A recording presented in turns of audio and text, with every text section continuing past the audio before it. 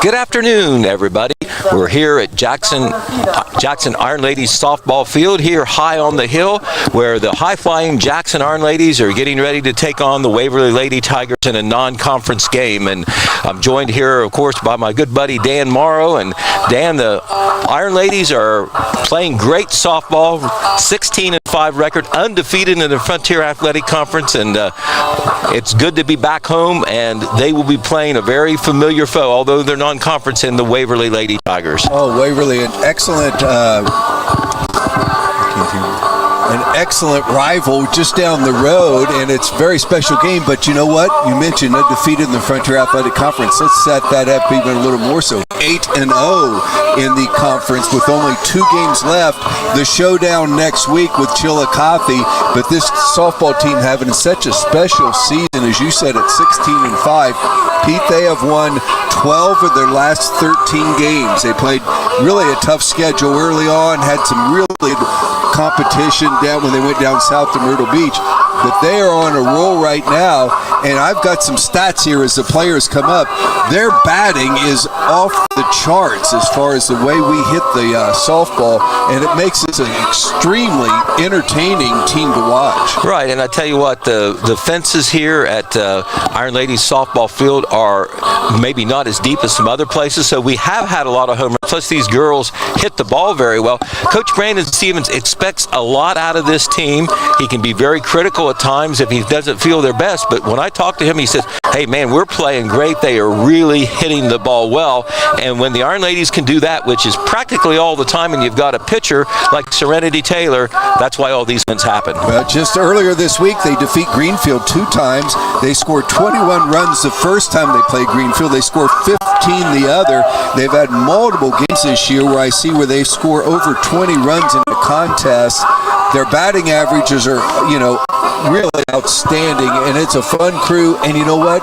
It's a fun crew, and they have fun. They're fun to watch. People should make the effort on a beautiful night like night to get up here and watch this team perform. And it's a special night tonight, too, because it's senior night. 3 very special seniors, part of this team. And, Pete, what does every coach say? Middle of your defense has to be the strongest. Guess what you got is a senior in center field, a senior pitching, and a senior catching. Tells you about all you need to know. Right. Key positions, and every one of them are major contributors on this team. This team is deep. You can say they have a lot of standout players, and you put them all together, and they seem to be even better. And the characteristic that I've seen, I saw it last year, even more so this year. It's hard to put your finger on how much it means, but you can see that they like being out there, they like each other, and they enjoy playing this game. Well, the 3 seniors we mentioned, Malia Barnett, she's the center fielder, Maddie Wright catching behind the plate, and Serenity Taylor, she is the pitcher. And as outstanding as they are, and what a loss it'll be when they do graduate, even though they've got a lot more softball to play this year, this is a young program, and there's a lot of good players with them and coming up in the next upcoming years. So Jackson girls softball is going to be outstanding for years to come. Actually, that's absolutely right. And the record really started to really improve just a couple years ago, and they seem to be just building every year.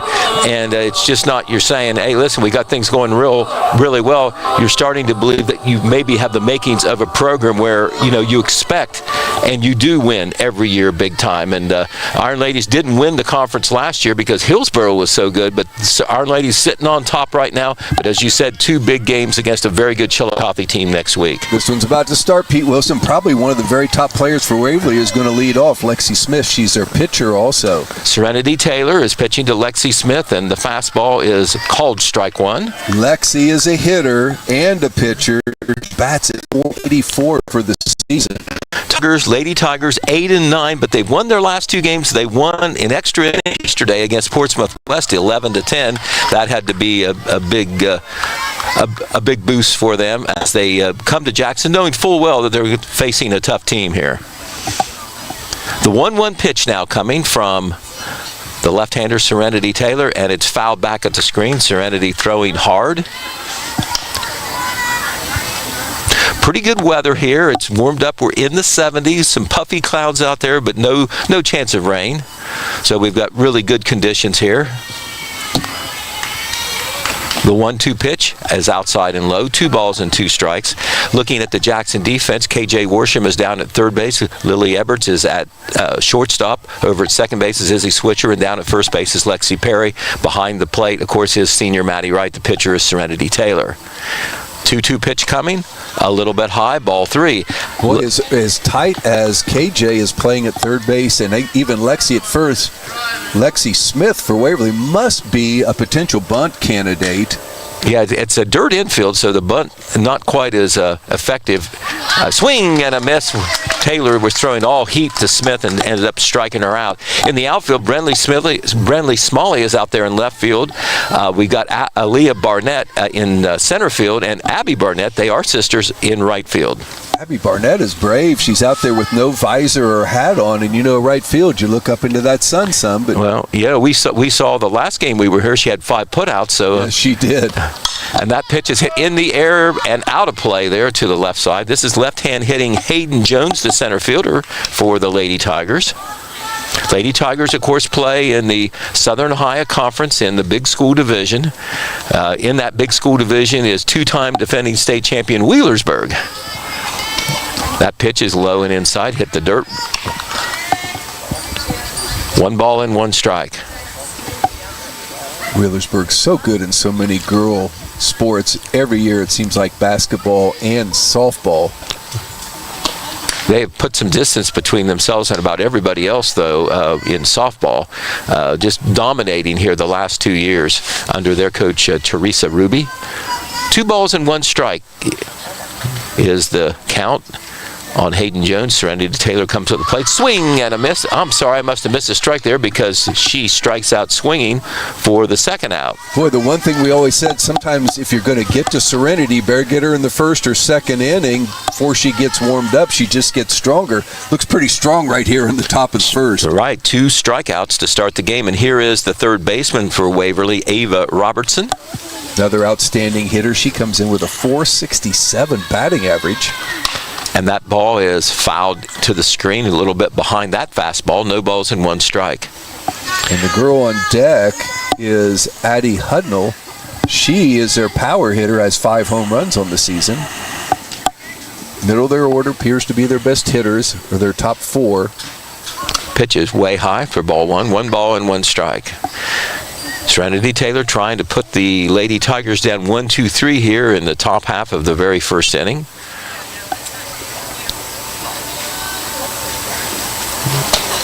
And there's a ground ball right at Worsham. On 1 bounce, she throws over to first base and retires Robertson to the third out. No runs, no hits, no errors, nobody left. A 1-2-3 inning for Serenity Taylor and the Iron Ladies. At the end of the first half inning of play, it's Waverly 0 and your Jackson Iron Ladies coming to bat. You're listening and watching Jackson Iron Ladies softball on the Total Media Sports YouTube channel. When your vehicle or semi finds itself stuck on the road,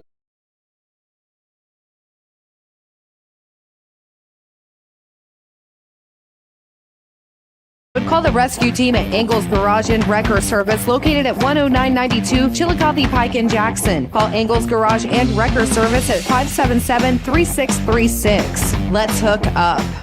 Step into the charm of Archinettes, located in a beautiful 1800s colonial-style house at 181 East Main Street in Jackson. Open Tuesday through Saturday with 3 daily off-the-menu lunch and dinner specials. Archinettes prides itself in providing you with a fresh and delicious homemade meal each and every time. Archinettes, where history meets great food. Good people bring good people. At Buckeye Construction and Restoration, it's the foundation of our projects and our company. BCR offers competitive salaries, professional development opportunities, and an employee referral bonus program. Visit BCRMCO.com to apply. BCR, preserving our history with the hands of craftsmen.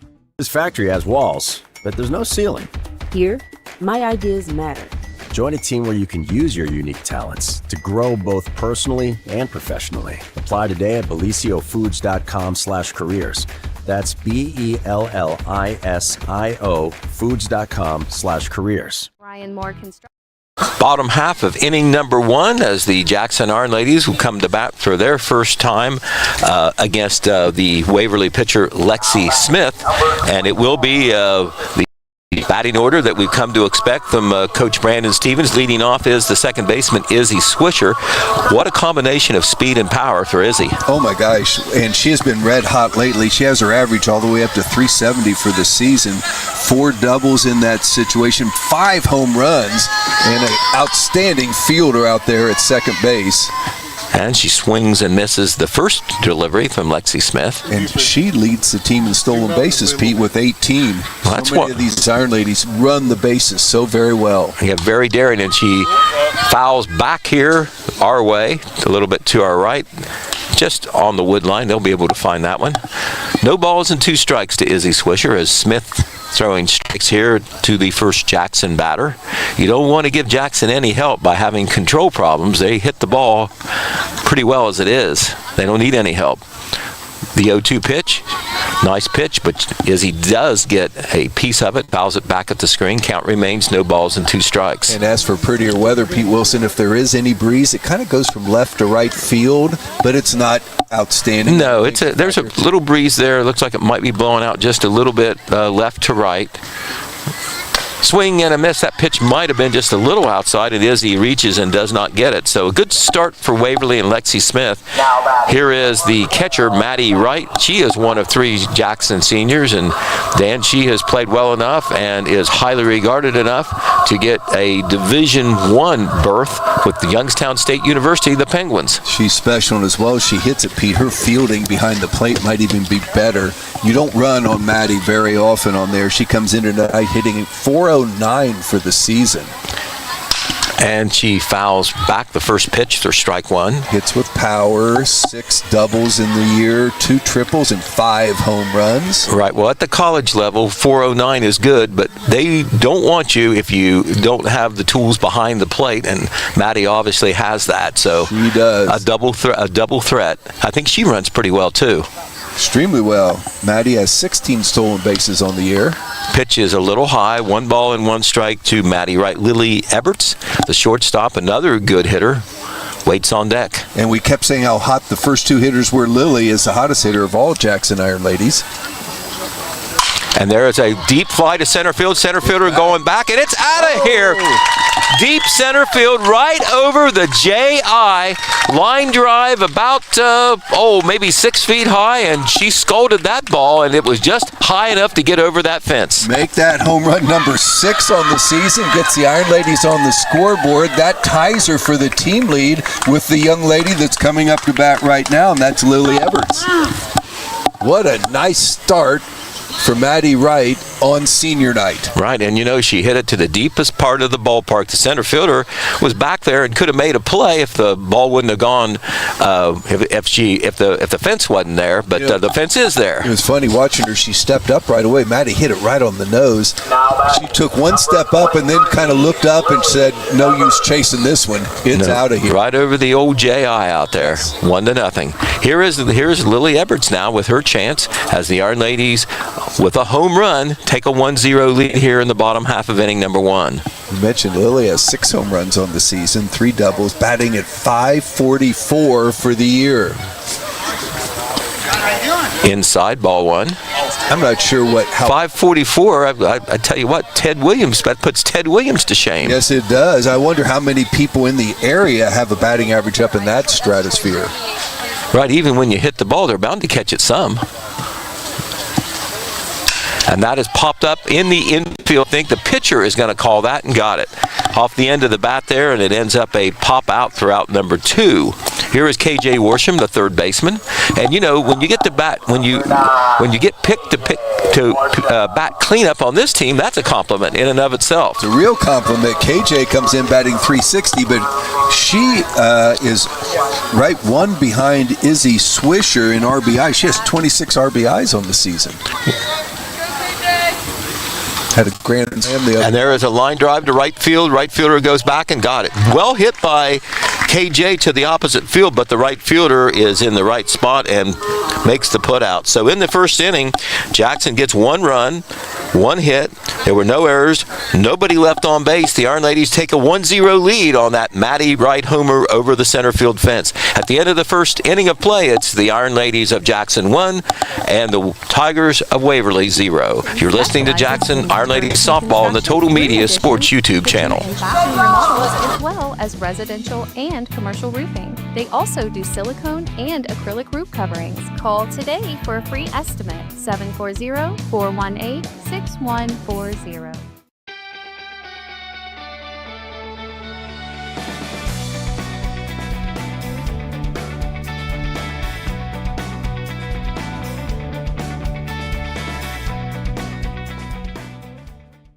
Dave's & Son Cleaning Service wants you to know that there is a simple solution to all your cleaning needs. Call Dave's & Son Cleaning Service at 286-4280. No, really, that's the solution. They don't cut corners, they clean them. Your 401k is likely one of your most important assets. Edward Jones can help you understand how your retirement assets fit into your entire retirement picture. Contact me, Chad Niddle, your Jackson Edward Jones financial advisor, at 740-286-4872. ERA Martin and Associates. Okay, we go to the top half of the second inning. Waverly comes to bat for the second time against Serenity Taylor, who put the Lady Tigers down 1-2-3 in the first. We will see the 4, 5, 6 hitters, of course, for Waverly. That's Addie Hundle, Whitley Brown, and Joe Colley. What a career Serenity Taylor has had for the Iron Ladies. If the stats are right, I think she's at 63 wins for her career, which is amazing. That's a lot. That's a good is. As one of the, and I don't know enough history on the girls softball program, but she has to be one of the greatest girl pitchers that we've ever had. Well, she's been doing it for 4 years. No question. And Dan, we don't know everything, but we have seen a lot of games and sports in our time, and it would be hard to come up with a more single important position than pitcher for girls softball. And that is hit in the air to the right field. Right fielder coming in. And she makes the play. About on the line. Another nice play out there by Abby Barnett. And we have seen her do that time and again. And she made a nice running catch. Caught it about knee-high there on the run. On the dead run. Nice play by the right fielder. She just does it game in, game out. Only a sophomore. Getting to play right next to her sister in center field. Did you see whether that was on the line or foul? She was right about on the line. It might have been a base hit if she couldn't have got to it. Very close. Whitley Brown hits it to right field. Back goes Abby Barnett. Reaches up there and snow cones it for the out. Had to backpedal, but she got that one too for out number 2. You know, when you have good pitching, right field is so important. You don't hide people out there because a lot of times they don't get around on a fastball. You know, especially we have that with Serenity Taylor, and Abby sure gets a lot of plays out there in right field, and she does a wonderful job with them. Here is Joe Colley quickly. 2 up and 2 down on putouts by Abby Barnett out there in right field. And swing and a miss, strike 1 to Joe Colley. Taylor delivers. Just got a piece of that fastball, and quickly 0-2 to Colley, who wears 00 on her back. She is the left fielder for Waverly.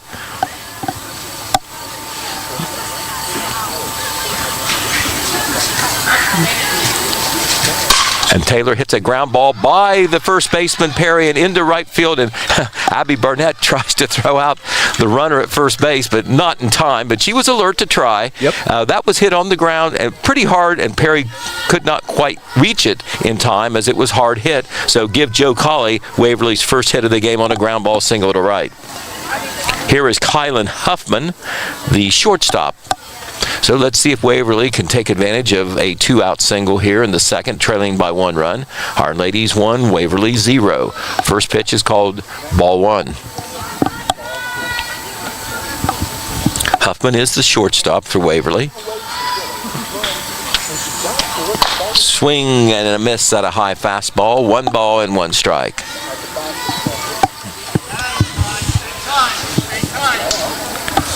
Colley not getting doesn't look like she's going to run, and that pitch is outside for ball 2. 2 balls and 1 strike. Next week, the Iron Ladies might face a pitcher in the same category as Serenity, and the young lady from Chillicothe is having a spectacular season. Be the two best pitchers in the Frontier Athletic Conference going head-to-head. Well, I do remember calling the game here last year, Dan. I think you were with me. Chillicothe defeated Jackson, a little bit of a surprise, but then Jackson won the return game at Chillicothe the next week. Right. Well, they both stand 8-0 in the league, so league championship on the line next week. Here's the pitch. Swing and a miss. Got a strikeout to get out of the inning. So in the second inning for Waverly, there was no runs. They did get a hit. There was no errors. One runner left stranded in the middle of the second. Jackson Ironladies 1, the Waverly Lady Tigers 0. This is Jackson Ironladies softball on the Total Media Sports YouTube channel. Connection to buying and selling real estate. They have a team of great agents ready to help you not only find a property, but actually buy it. There are a lot of steps involved in buying or selling real estate, and it's important to work with an agent you trust to guide you through. ERA Martin & Associates, with offices in Jackson and Wellston, wishing all of our local athletes great success. A special thanks to Henderson's Western Store for sponsoring our ground camera. Your support helps make all of this possible. Thank you, Henderson's. Home, it's your sanctuary. It's pajamas at noon and cookies in the oven. It's fingerprints on the wall and heights measured in a doorway. It's the one place in the world that you know better than. Visit vcnbfamily.bank for our construction special. Member FDIC, Equal Housing Lender. Need a ride for any occasion? Choose Jackson Transportation, serving Jackson County and beyond with safe, reliable, and affordable service since 1995. Call 740-288-2091 and arrive in style. When life We go to the bottom half of the second inning. Jackson will send up Lexi Perry, Abby Barnett, and Addie Hickey here for the second go-around against Waverly pitcher Lexi Smith. the Ironladies do lead 1-0 thanks to that mammoth home run over the center field fence by Maddie Wright after one had been retired in the first inning. Other than that, Lexi Smith has done very well. We'll see how she does the second time around here in the second inning. Lexi Perry, the first baseman, will bat first. Swing and miss. Looks like she might have taken just a little bit off that one. Lexi comes in with another one of those gaudy batting averages for the season, 373 at this point in the year. Well, the Ironladies have a high standard to be in the lineup, I think. Yes, they do. Fouled out of play for strike two. Smith throwing strikes, give her credit for that, making the Ironladies swing the bat. Not that the Ironladies are not already aggressive at play. They come out of the dugout swinging. Here's your 0-2 pitch, and that is a line drive over the second baseman's head in front of the right fielder, who catches it on one bounce, returns it to the infield. So Lexi Perry, good start to the Ironladies in the top of the second with a line drive single to right. Ironladies, nice mixture with the three seniors in the lineup, but you got a sophomore in Lexi, and now she's followed by another sophomore, Abby Barnett, the right fielder.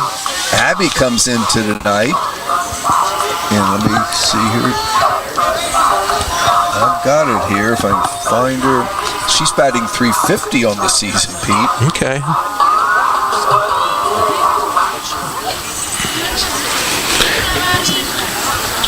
Well, obviously, if you're an opposing pitcher against Jackson, there is nowhere to hide in that lineup. And I think there's some good bats that are in the dugout, I'm guessing. Well, I would say if you're a coach, you don't even tell the pitcher what their averages are. No, you probably wouldn't want to do that. No. Keep it a secret. Don't let them worry about that all night before.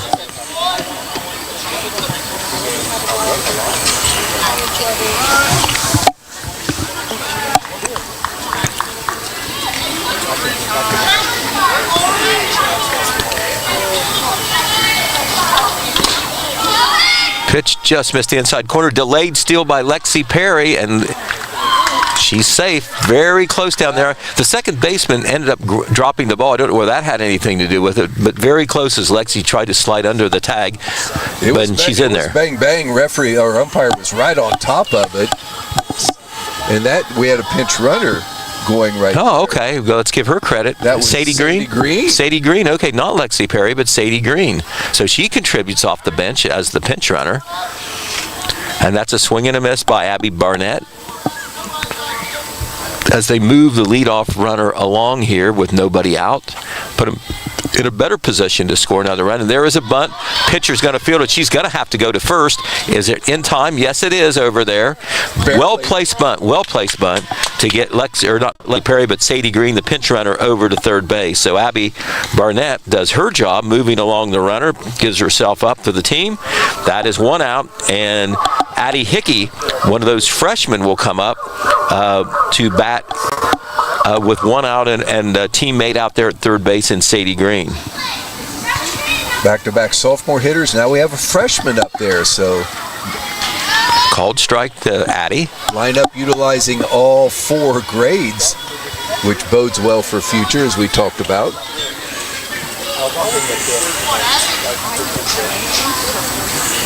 Third baseman is coming in, swing and a foul back.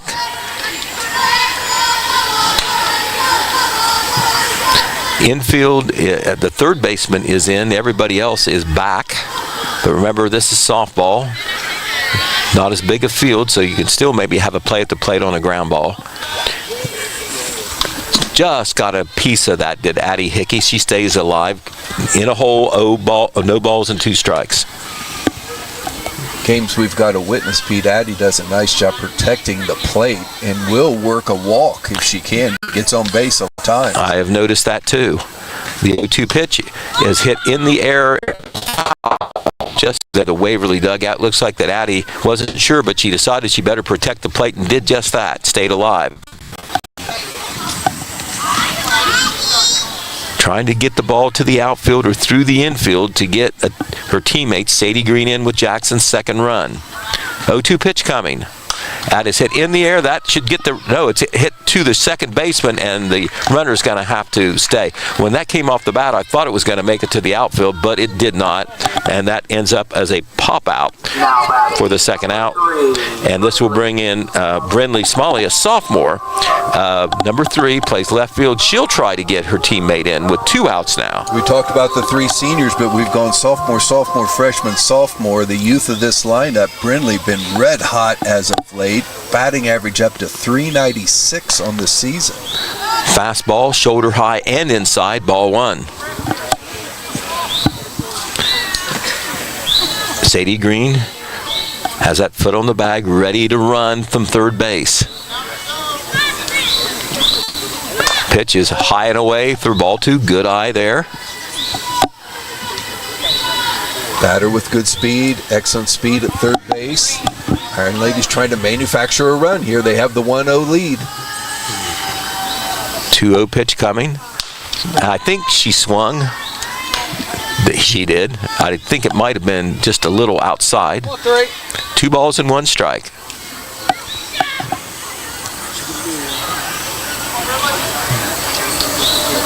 Swing and a miss. That pitch had some juice on it and was a little bit away from the plate. 2 balls and 2 strikes. Smith throwing heat, trying to get out of this jam with a potential second run for the Ironladies just 60 feet away there at third base. 2-2 pitch coming, and Smalley stays alive with a foul. Ball was high enough in the plate, but she does a nice job fouling it back. For the most part, Lexi Smith has had her fastballs a little bit on the high side and a little bit outside, trying to keep it away from the right-handed hitter. Maybe trying to get her to chase, too. The 2-2 pitch coming. Outside, ball 3. Well, another one. The right fielder is playing extremely. Oh, my gosh. She's not far from the fence. Okay, well, that's a tribute to Brentley. Yep. 3-2 pitch coming. And that is hit in the air, down the line. And it's a foul ball. We were blocked with our position high up on the hill here. The Jackson dugout blocks us, but I believe that the ball fell foul. Don't know how close the fielder got to it. I think she hit it. She turned on it nice. It wasn't too far from the fence. Count is still ball 3, strike 2. Swing and a miss. Got her on a high fastball. So Lexi Smith gets out of trouble there after a Jackson runner reached third in the inning. No runs, 1 base hit, no errors, a runner left out there at third base. At the end of 2 innings of play, it's the Jackson Ironladies 1, the Waverly Lady Tigers 0. You are watching and listening to Jackson Ironladies softball on the Total Media Sports YouTube channel. The unexpected. You need someone who knows the law and knows the community. From personal injury to criminal defense, family law to estate planning, John Clark has the experience you can trust. Call today, 740-286-4200, or visit 221 East Main Street in Jackson. Every home is part of a chapter in your life story. Whether it's your first home, a place in your growing family, or an empty nester cottage, I'm here for you. From my team to yours, go Ironman.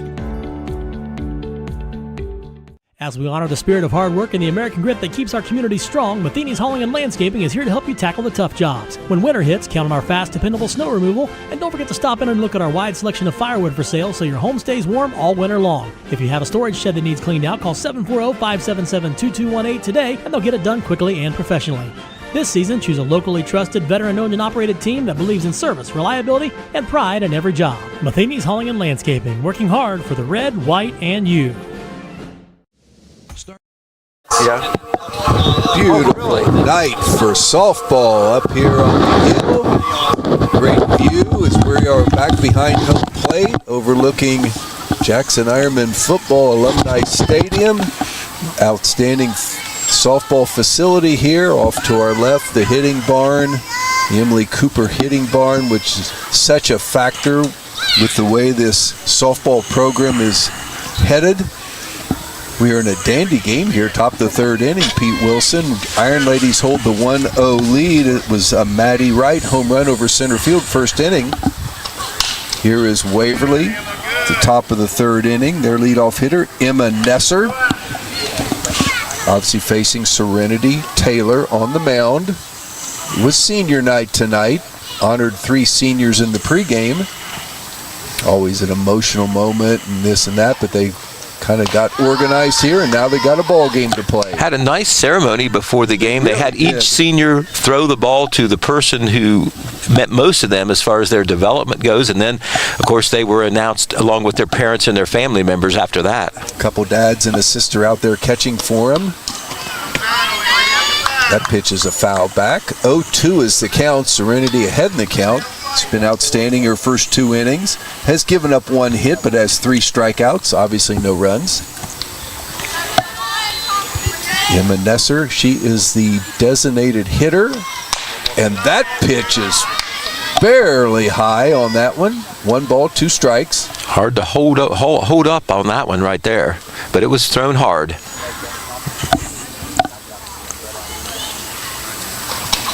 Ironladies, that's a called third strike.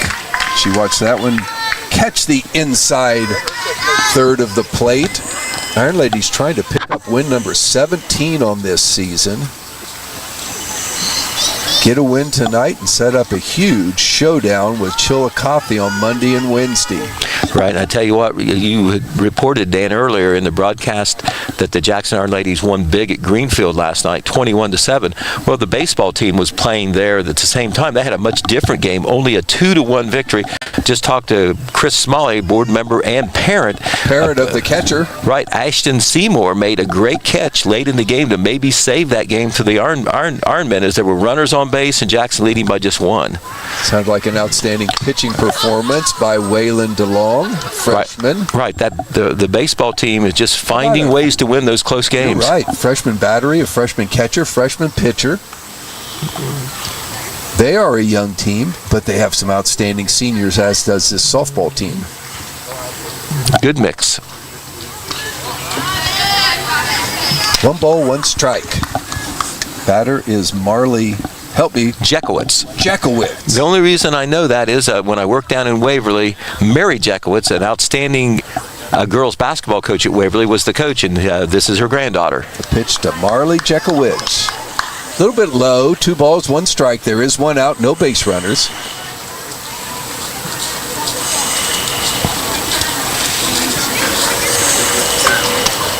Pitch a little bit outside by Serenity. 3 balls, 1 strike.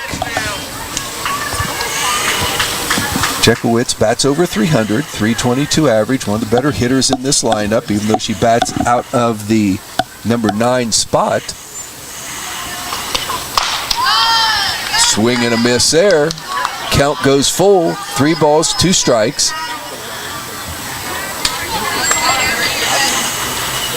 I'm sure Serenity is aware you probably don't want to walk the number 9 hitter.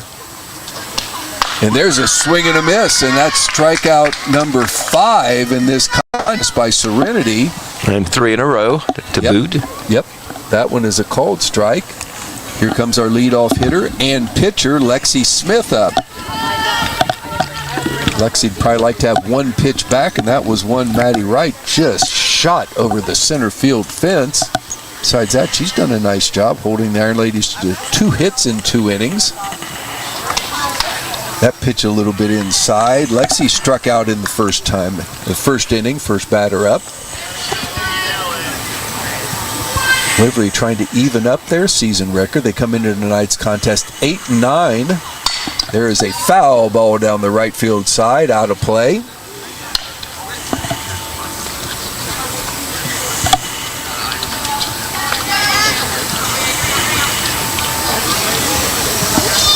These games are so important, Pete Wilson, there's a shot down the left field line, but foul by about 3 feet. Got around on that one, but foul. Ladies are a little ahead of the boys as far as games go, a week ahead. And it is right now records and wins so important with the tournament draw coming up.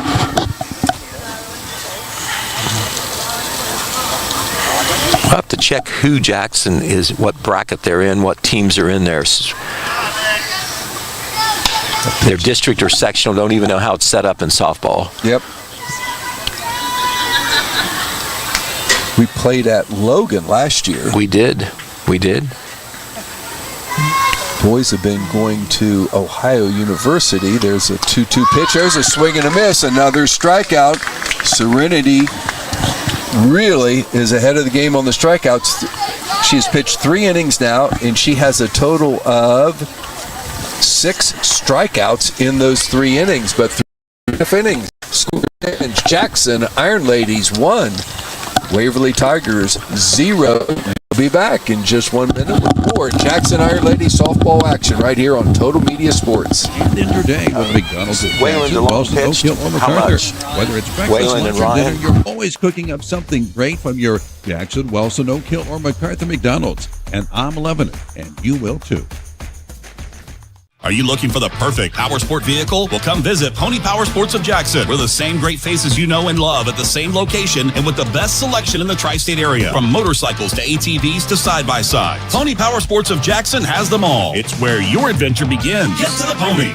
Looking to buy or sell your home? Trust the local pros at Red Apple Realty. They know Jackson and Ohio like the back of their hand, and they want to make your move smooth, simple, and successful. From first homes to forever homes, farms to fixer-uppers, they have the keys to your next chapter. If it's residential, commercial, or you're looking for land, their agents will search statewide for whatever you need. Call Red Apple Realty today at 740-577-3600 or visit redapplerealtyllc.com. Need furniture? Bottom of the 3rd inning here. Iron Ladies come up to the plate. Aaliyah Barnett, one of our honored seniors tonight, will lead it off. She bats in the 9th position. She is a senior. Batting average just under 300, 295 for the season. Also a base stealing threat. She has 10 stolen bases on the season. Fields an outstanding center field. Iron Ladies with just 1 run. That was via Maddie Wright. First inning home run over center field fence. Let's see if the Iron Ladies get something going offensively here. Aaliyah, one of four girls in the family there. Of course, 2 of them are on the team, the softball team. Of course, Aaliyah, the senior, and this is Abby, the sophomore, and then 2 younger sisters. I'm told that the older one that's 12 likes volleyball and likes basketball, and probably won't be playing softball. Well, but she plays sports. That pitch is fouled back. 2 quick foul balls. 0-2 the count. Yeah, Lexi Smith doing a good job, isn't she, Dan, against Jackson so far? Keeping the ball around the plate. Has pretty good speed on that.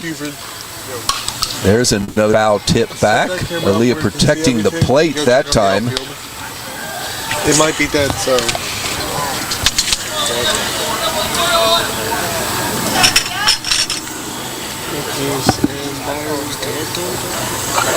The 0-2. Their pitch is high and outside. 1 ball, 2 strikes. Nobody out. Aaliyah Barnett leading off the bottom of the 3rd inning here. Quick moving game.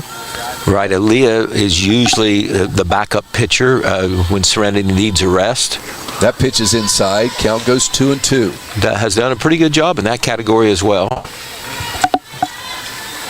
It's amazing, though, softball, you can live with one pitcher so much. Serenity pitch night after night, it seems like. There's a ball hit up in the air. It should be in play. 3rd baseman circles under it and makes the catch. I think I mixed up my Barnetts. I believe it's Abby that is the backup pitcher. Yes, it is. Okay. But she's done a good job. Abby Barnett has done a good job as the backup pitcher, and of course she starts in right field. Izzy Swisher back up, struck out in the 1st inning. Right-handed hitter facing the right-handed pitcher. And there's a shot right up the middle, and that's a solid base hit by Izzy. That also is not only a base hit by Izzy, but it puts on one of the very best base runners we have. Izzy on first base. Assistant coach Rob Kuhn giving her some direction. And here comes Maddie Wright up to the plate. All Maddie did in her first at bat was hit a shot, and I mean a shot, over the center field fence. There's pitch is a little high. Throw down to second base. Izzy running, and she's safe. Tell you what, catcher's done a nice job making throws down there. We have 2 stolen bases, but they haven't been by very much. We got great runners out. Yeah, it was on target, and the ball came into the glove about where you want it to be to have a play, and it was close. First pitch to Maddie was a ball. Runner in scoring position. There is one out. Izzy Swisher on the base. The pitch to Maddie, and that is a called strike. 1 ball, 1 strike. She took a little bit off that one. Trying to figure out how to get Maddie out since she hit a home run the last time. Yep. That pitch is outside. First base open, you also might be thinking it's not all bad. You don't want to give her anything good to look at too much. Well, when you got Lily Eberts and KJ Worsham coming behind, I'm not sure that's a solution. That pitch is high. 3 balls, 1 strike. That's the first 3-ball count I can remember that Lexi Smith has had in this game. We're only in the 3rd inning, though. 3-1 to one of our other honorees, Maddie Wright, one of the seniors, one of the 3 seniors on this team. That pitch it's going to be called strike. Thought it was going to be just inside. It wasn't. Caught the inside edge of the plate. Full count to Maddie. She'll be swinging.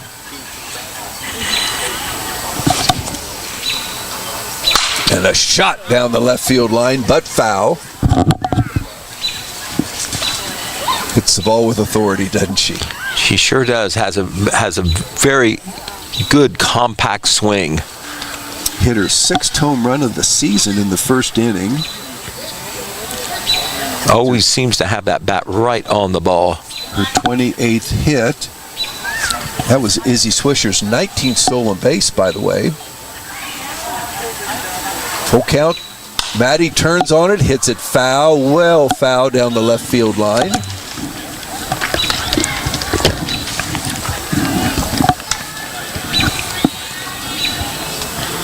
Well, they got us propped up here on the hillside, Pete. It's a beautiful view, isn't it? It is. We like it up here. Yes, we do. We do have cover, but there's also shade up here anyway. Well, Wyatt knows he's supposed to catch all foul balls that come up this way. There's a shot, foul down the left field line. Now we could get him here. Yep. At our position, right behind home plate, and up the hill a little bit.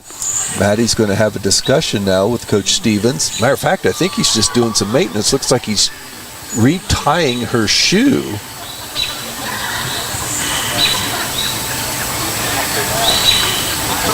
He heads back to the third base box, and she'll head into the batter's box. Full count. Maddie Wright at the plate. Izzy Swisher on second. Iron Ladies with the 1-0 lead. That pitch is high. We have two people on. Maddie draws a walk. This part of the order is tough. You don't have many options.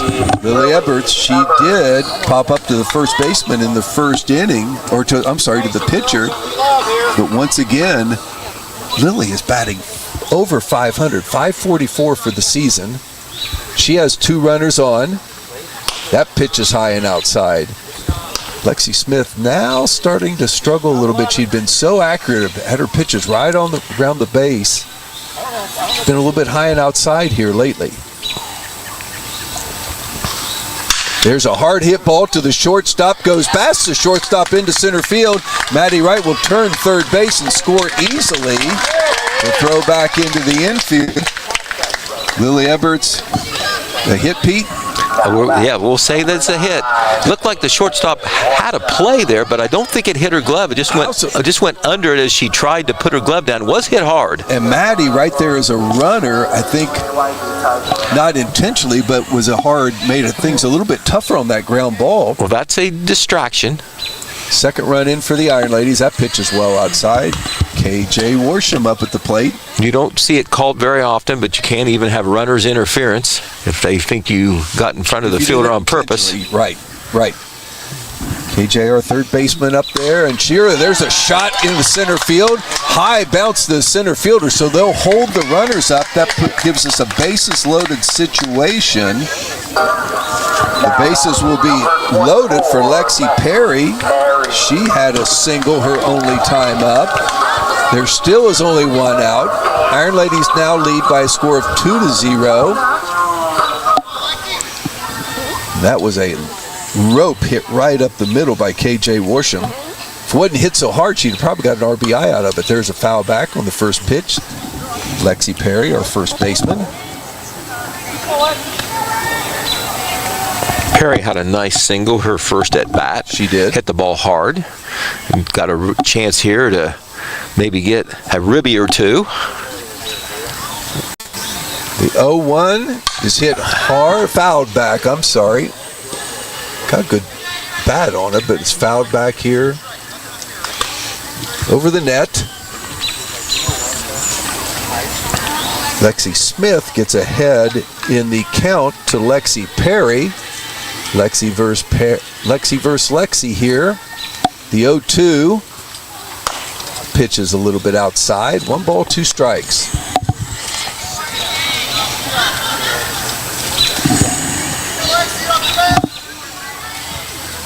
Bases are full. Runners everywhere for the Iron Ladies.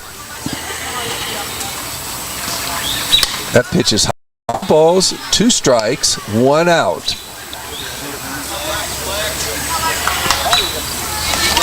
Maddie Wright standing at third base. Lily Eberts at second. KJ Worsham at first. The pitch. And that's fouled back, and we think it is out of play.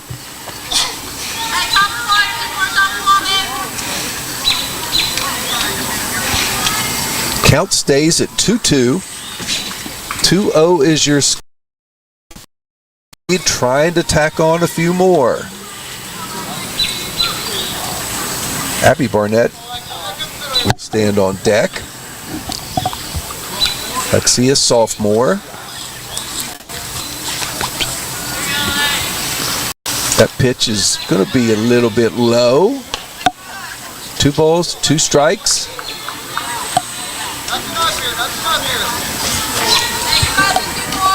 Lexi batting .373, a little bit over .373. She had a hit in the first. There is a slow hit ground ball, but foul.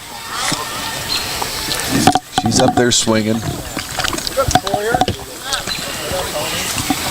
Coach Stevens talks about how hard she can hit the ball. Really has good strength up there. Full count to Lexi. And there is a shot to left field, hit high up in the air. I think the left fielder has a play. She does, but that should be deep enough to score a run. It does. Sacrifice fly for Lexi Perry. She gets an RBI. Maddie Wright comes around to score. Runners stay on first and second. There are now 2 outs. Abby Barnett coming up to the plate. Lexi just got under that just a little bit. Just a little bit. Hit it a long way as it was. Yep.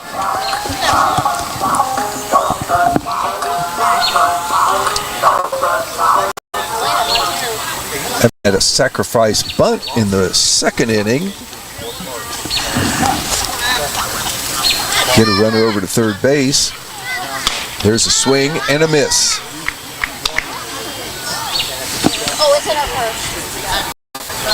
As we said, her first time up, she's batting right in that 350 range for the season. Only a sophomore. That pitch is low. 1 ball, 1 strike. 2 outs, 2 on. 3-0 is your Jackson Iron Lady lead.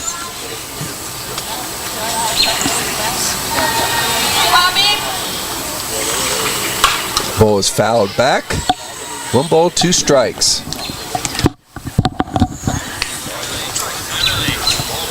Freshman Addie Hickey on deck. A lot of youth in the order right in this area. Brindley Smalley, a sophomore after her. That pitch low and outside gets away from the catcher. The runners will advance. I think they were moving anyway, at least off second base. I think Lily was. Bit of a wild pitch, I'd say. Catcher got her glove on it, but it was low and outside. 2 runners in scoring position, and there is a foul ball down the right field side of things. Well foul. 2-2 the count, 2 outs, 2 on, 2 in scoring position.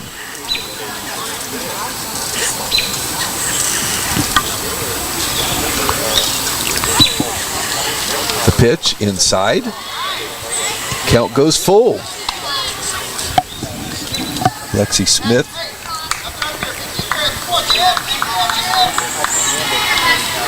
Iron Ladies have 3 hits in this inning. The pitch. That's a hard hit ball off the glove of the pitcher. It's going to go to the shortstop, but she'll have no play on it. That ball hit hard enough. That's called an infield hit when you say Pete. That's what I'm saying. Yep. RBI for Abby Barnett. Number 5. Lily Ebert scores. KJ Worsham gets over to third base. We got him on the corners. 2 outs, and the score stands at 4-0. Addie Hickey up. Popped up to the second baseman first time up. Has runners on the corner. That's going to be an easy stolen base for Abby Barnett. She actually wanted to try to draw a throw down to second. They weren't going to do it, so the Iron Ladies now have them at second and third. Addie hits the ball up in the air. Shortstop should have a play on it. She's struggling, but she does catch it. Fought it a little bit, but was able to chase that ball down. That was a pop up to the shortstop, but a big inning for our Jackson Iron Ladies as they come up with 3 runs. After 3 innings of play, it stands Jackson Iron Ladies 4, Waverly Lady Tigers 0. We'll be back in 1 minute with more Jackson Iron Ladies softball right here on Total Media Sports. Appliances, electronics, mattresses, Jackson's Rent to Own has you covered. No credit checks, flexible payment plans, and fast delivery, so you can enjoy what you want when you want it. From big screen TVs to comfy sofas, brand name washers and dryers, and now a great selection of tires to keep you rolling. We make it easy to own the things you love. Come see us today at Jackson's Rent to Own, 427 East Main Street, where you get more for your money and a smile with every deal. It's time to rent to own.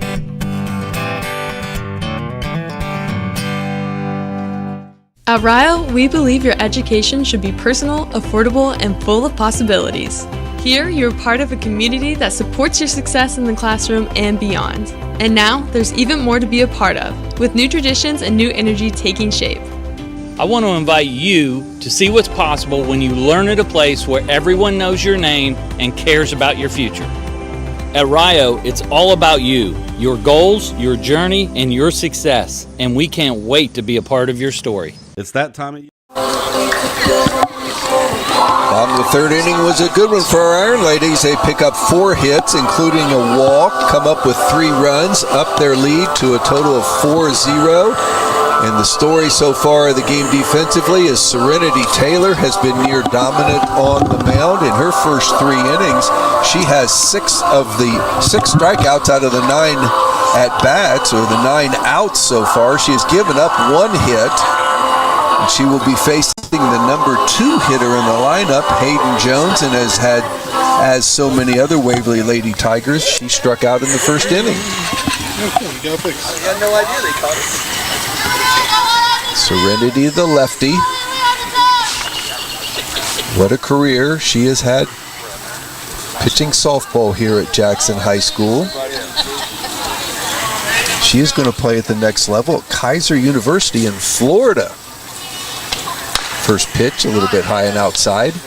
Left-handed hitter for Waverly, Hayden Jones. She's their center fielder. That pitch is fouled back. Count evens at 1-1.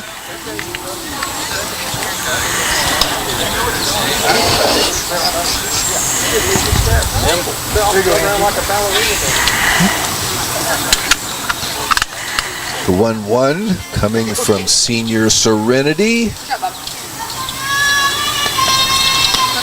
is hit down the right field or the left field line, but it's foul. She was a little ahead of the hitter. She protected the plate there nicely to hit the fly ball down the left field line. Count now goes 1 ball, 2 strikes. Serenity has struck out 4 straight batters. Trying to get a 5th, and there's a swing and a miss, and she does just that.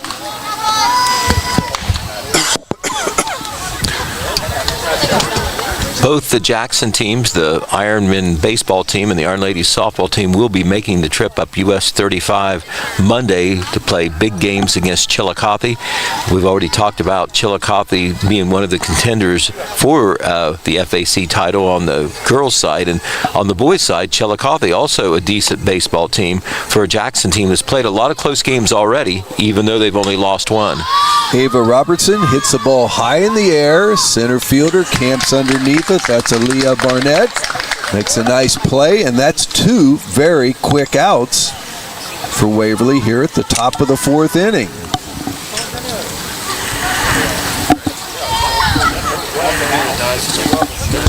Sister Abby has 2 putouts in right field. Aaliyah now has 1 in center field. The sisters, most other outs, there was 1 ground out. The rest of them have been strikeouts. Addie Hudnall, as we mentioned, is their power hitter. She has 5 home runs on the season for Waverly. Bats at a .314 clip. First pitch is a little high and inside. Ball 1. She hit the ball well to right field, but that was one of the putouts there that Abby Barnett had, back-to-back as a matter of fact, in that 2nd inning. There's a swing and a foul back to the net. 1 ball, 1 strike, 2 outs, nobody on. Waverly's only had 1 base runner. That was in the 2nd inning with 2 outs, never got past first base. Serenity with the pitch. Off speed there. Strike, yes. I think he wanted to wait on the umpires, a little slow on the call there, but it was right across the letters. The way the players react, I think the umpire is calling them quickly, and the signal is just a little bit behind the call. Hudnall fouls that one back, trying to protect the plate as Serenity has the 1-2 lead in the count. 1 ball, 2 strikes. Speaking of the umpire, we want to recognize that one of Jackson's finest officials is behind the plate, Keith Wilson. There is a high fly ball to center field. Deep, deep, deep. It's back, and it goes over the fence. Just kept carrying. I think she utilized the wind there a little bit, Pete Wilson, as that was just a touch to right center field. Right, well, of course, she is their slugger. She is their slugger. That gives her 6 on the season, but that gets Waverly on the scoreboard as the Iron Ladies now have a lead of 4-1. Keith Wilson, Hall of Fame official. What a career he's had. All sports, football, basketball, baseball, and girls softball. Right, does a great job at all of them. Always has a calm demeanor back there, whatever sport he's doing. Class of 75 boy. Mm-hmm. Just a child to us. That's right. A former Parkview Parakeet. Yes. Yeah. Okay. Yeah. More of that. There's a fly ball down the right field line. Boy, Barnett dives for it. Can't quite get it there. It's foul. Great effort by Abby over there. She wants everything hit to her. If I recall, Whitley was the one who hit a deep fly, and Abby had to backpedal, and she caught it with the top part of her glove. And Brown was going that way again on that foul ball. Second runner, actually not a runner because it was a home run. Second person to get on base for Waverly. She does get them on the scoreboard. There is a pitch a little bit inside. Oh, it's going to be called strike. Delayed call once again. 0-2 the count now. 1 out. Nobody on after the home run by Addie Hudnall. Whitley Brown, the batter. Pitches a ball. Whitley is their right fielder.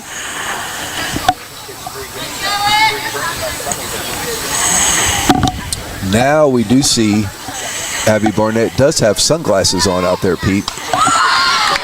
There's a swing and a miss. Another strikeout for Serenity Taylor.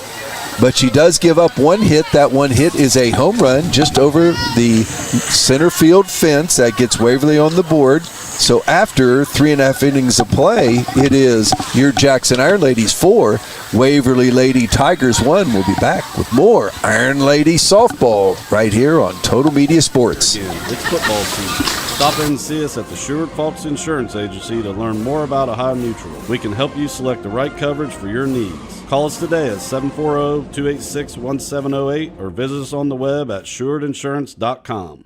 At Apple City Wholesalers, you'll never pay retail. Save 40 to 70% on name brand items from toys and tools to fashion and home goods.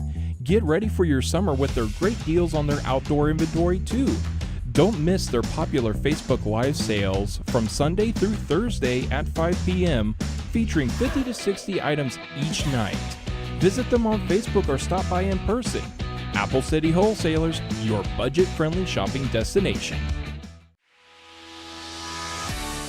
And now, a special thanks to Top Tier Customs for sponsoring our instant replay. Top Tier. 3.5 innings in the book. Iron Ladies 4. Waverly Lady Tigers 1. They're hanging in there, Pete Wilson. Pretty nice pitching effort by Lexi Smith. Iron Ladies did get to her in that last inning at bat when they had the 4 hits and a walk. Did get 3 runs across the plate. Different hitter for the Iron Ladies now will be Lauren Leach coming to the plate. Coach Brandon Stevens going to his bench, giving one of these bench players an opportunity to bat here. Allie Ferris also on the bench for the Iron Ladies tonight, and Sadie Green. She has already had a pinch running opportunity. She got a stolen base in the second inning. There's a swing and a miss on the first pitch. Lexi Smith has kept Waverly in the contest, pitching a pretty decent game. The Iron Ladies have gotten to her for 4 runs. That pitch is high and outside. 1 ball, 1 strike is your count.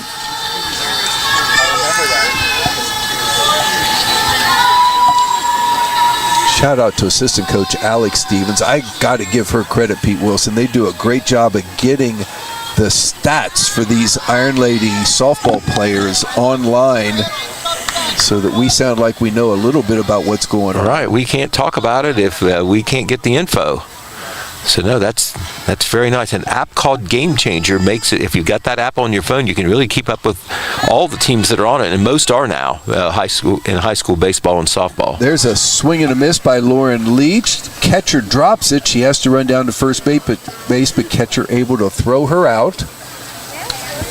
So I guess that would go as a put out. 2-3. 2-3, you're right. But the strikeout also credited to the pitcher. Yep. That is her third strikeout in this contest. Senior Aaliyah Barnett coming up. Popped up to the third baseman in the in the third inning. Her second at bat.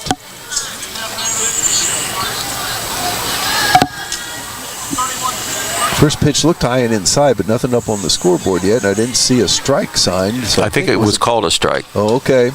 Well, there's a foul tip back to the net. If so, that would be a quick 0-2 count against Aaliyah. And now they got it right up on the board.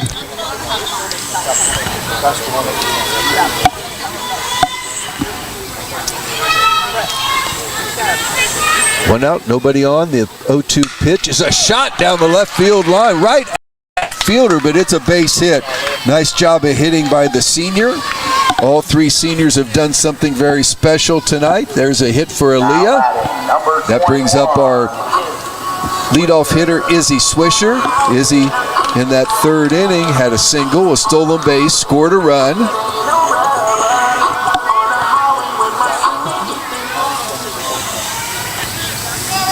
Aaliyah, like most, has 10 steals on the season. Good base runner. There is a foul ball back. It looked like Aaliyah was taken off, would attempt to steal, but no balls, one strike, one out. Top of the order up for our Iron Ladies.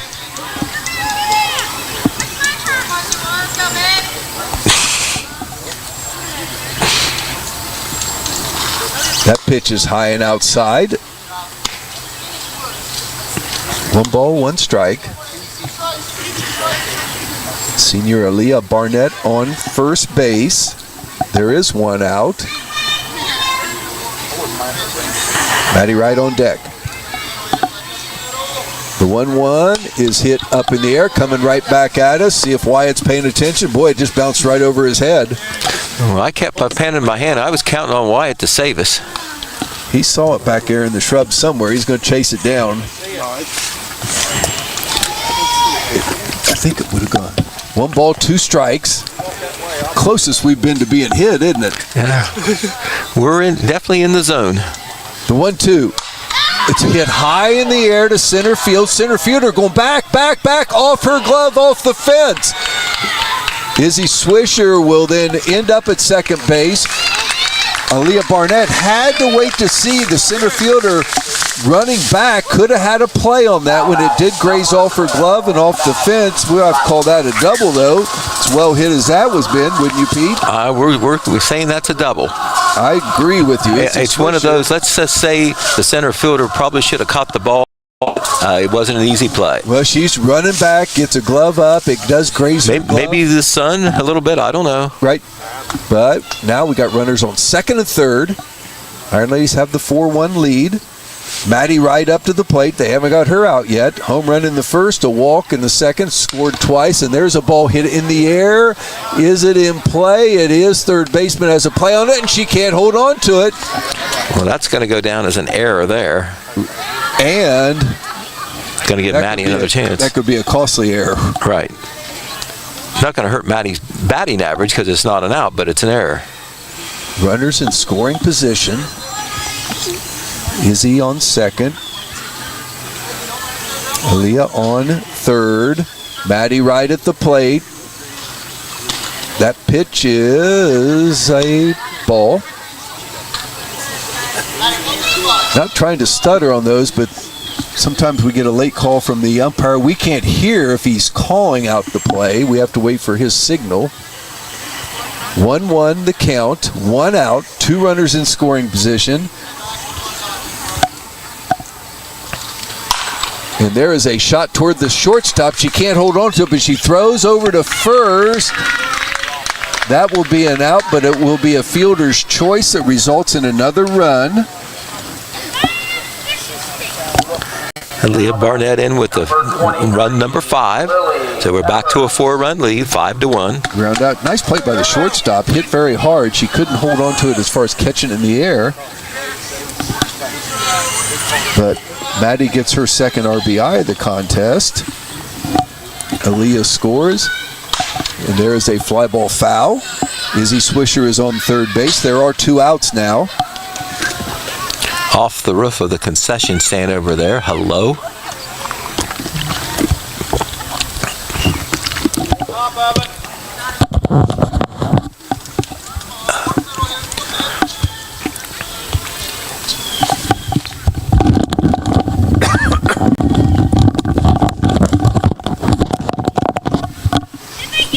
That hit is shot to left field, over the left fielder's head, off the top of the fence. Lily Eberts trying to turn it into a double. She does. Drives in another run. Pete, that was a shot because the left fielder had no option at it. Only ends up about 1.5 feet below going over the left field fence. But Lily Eberts gets an RBI. Izzy Swisher scores her second run of the contest. Iron Ladies have 2 here in the bottom of the 4th inning. They've upped the lead to 6-1. Pitches a ball.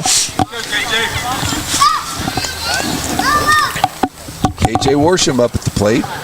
Flied out in the first, then had a single in that 3-run 3rd inning. Hit the ball hard, but it ended up loading the bases up.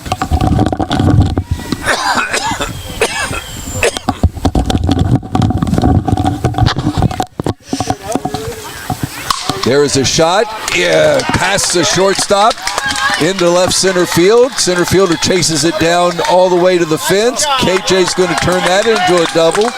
Lily Eberts scores from second easily. Another double for KJ, an RBI. Iron Ladies got the hitting shoes on now. 3 runs in on the inning. Score now stands at 7-1.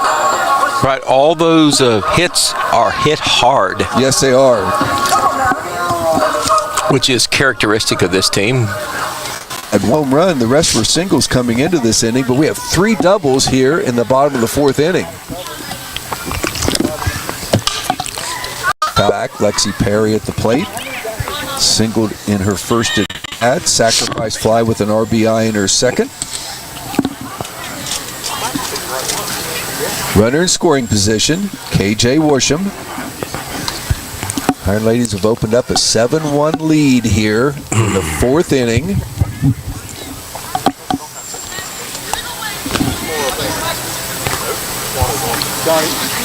Pitch is low and inside.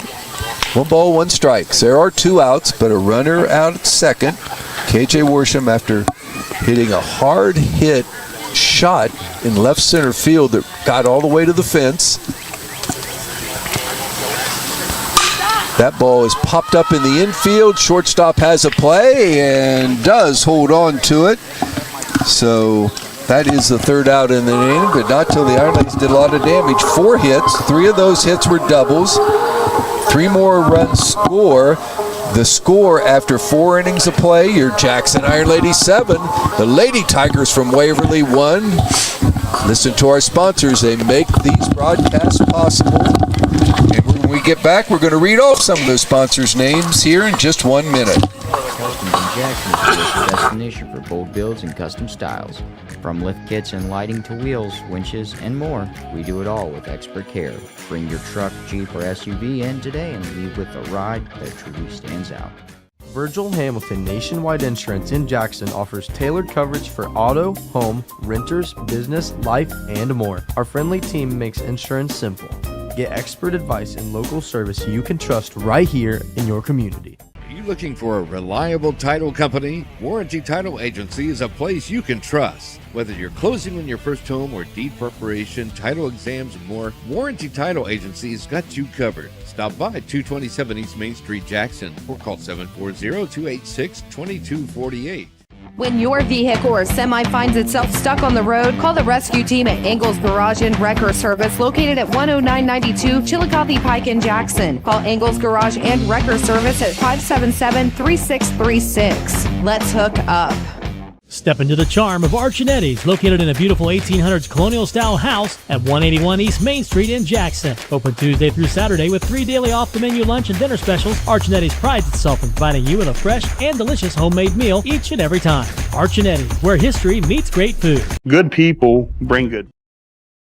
We go to the 5th inning here. Jackson with 3 runs there at the bottom of the 4th has built their lead from 4-1 to 7-1. Jackson 7 runs, now 10 hits, no errors.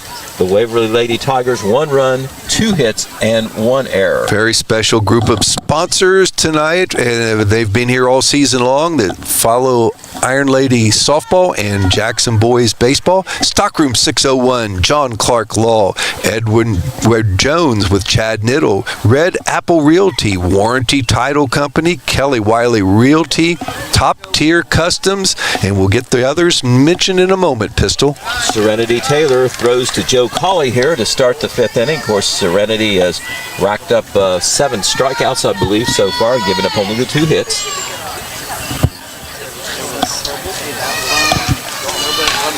Foul back, strike 2. Apple City Wholesalers, Rent to Own, Angles Garage and Wrecker Service, Virgil Hamilton Insurance, University of Rio Grande, Charmed Boutique, Archinettes, Matheny Small Engine Repair, and Dave's and Sons Cleaning. A lot of support here for streaming Jackson Ironman baseball and softball. Thank you very much. Outside and low, 2-1 to count to the leadoff hitter in the 5th, Joe Colley. And we're not done yet. Jackson Transportation, Belicio Foods, Schuard Folks Insurance, Ohio Valley Bank, Eagle Loans, Keith Mannering Trucking, and Southern Ohio Smiles. Ground ball gets through the infield there. Lily Edwards tried to pick up that low ground ball, couldn't quite get it in time, and so Joe Colley leads off the 5th inning for Waverly with a base hit. She's 2 for 2 for the game. 3rd hit for the Lady Tigers. Here is Kylan Huffman. She was one of Taylor's many strikeout victims. Her first turn at bat back in the 2nd. So Waverly trying to get back in this game. They need to score something, score some runs here. They did get the 1 run on the Hudlow home run. That's all they've gotten so far, and Jackson has put some distance between them and Waverly by scoring 3 runs in both the last 2 innings. Down low and away. Nice stop by Maddie Wright. She fires a bullet down there to first base, but back is Colley. I mean, when you watch Maddie Wright behind the plate, does she just look different than the other catchers we see? Oh, she looks so strong and confident there. Just made a great play, and then she wasn't satisfied with just stopping that ball. She wanted to see if the runner down there was getting a little aggressive because that pitch was low and away. It looked like it might get away from her. The count is 1 ball and 2 strikes. High, and that does get by Maddie Wright this time. She throws down to second base. Boy, she's got an arm. Yes, she does. She did. That was from the back, at the net or the backstop. It still makes a rocket shot down to second, not near in time, as the pitch got back to the backstop. She didn't have much of a chance at all, but she threw down there anyway, and impressive throw, I'll just say that. Pitch is low and away, and the count goes full now, I believe, to Kylan Huffman. 3 balls and 2 strikes. So Waverly trying to get something going here where they really need to try to bite into this Jackson run. Swing and a miss. Good strikeout there for Serenity Taylor. Iron Ladies get 1 run in the first 2 innings, Pete, but 6 runs in the last 2 that they've been up to the plate. I have Taylor through 9 strikeouts now. I believe that's right. Yep, 9 of them. Mm-hmm. And I think we might have a pinch hitter maybe as the Waverly coach going to the umpire. Emma Nesser, that was the designated player in that number 8 position. And we are going to see a pinch hitter, number 7. Sword, Natalie Sword. Okay, Natalie Sword batting for Emma Nesser.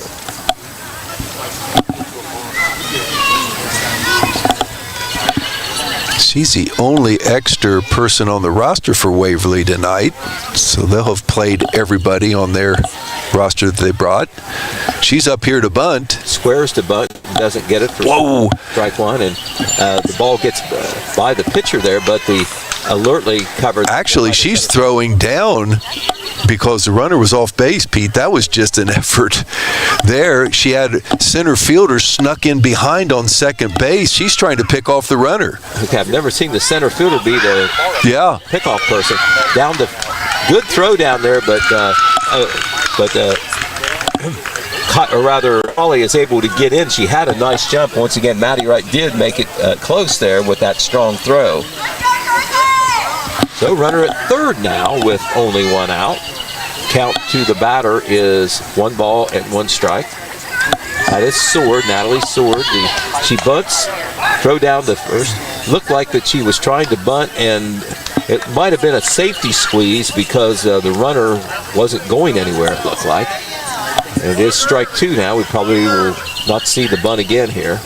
I think that was her job to get up there and bunt. Outside, ball 2, gets away from Maddie Wright, but the runner, Collie, making no attempt to test the waters there as far as trying to get home on that wild pitch. Count is 2 balls and 2 strikes to Natalie Sword. Collie at third with 1 out. Looked like a nice pitch, and it is called strike 3 for out number 2 and strikeout now number 10. That's a huge strikeout with a runner on third base and just 1 out. Here is the catcher, Marley Jekowitz. She was a strikeout victim back in the 3rd inning. One of 5 in a row that Taylor had at one time. Hard hit, but foul outside the first baseline. Lexi was right on that line, but it was foul ball anyway. No balls and 1 strike.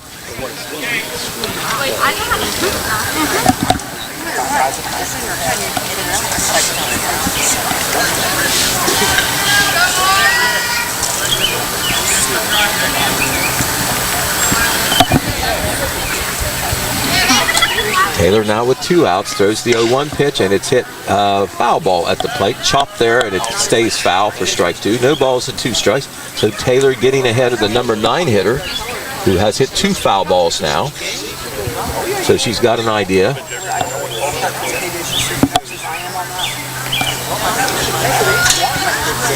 Here is your 0-2 pitch.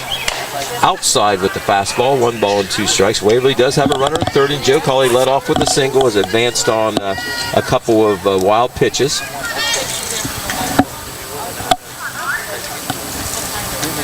Taylor has struck out 2 since that single. Swing and a miss, and Taylor strikes out the side after the leadoff single. In the inning, no runs, 1 hit. No errors, a runner left at third base. In the middle of the 5th inning, it's still the Jackson Ironladies 7, the Waverly Lady Tigers 1. This is Jackson Ironladies softball on the Total Media and Sports YouTube channel. At Buckeye Construction and Restoration, it's the foundation of our projects and our company. VCR offers competitive salaries, professional development opportunities, and an employee referral bonus program. Visit VCRMCO.com to apply. VCR, preserving our history with the hands of craftsmen.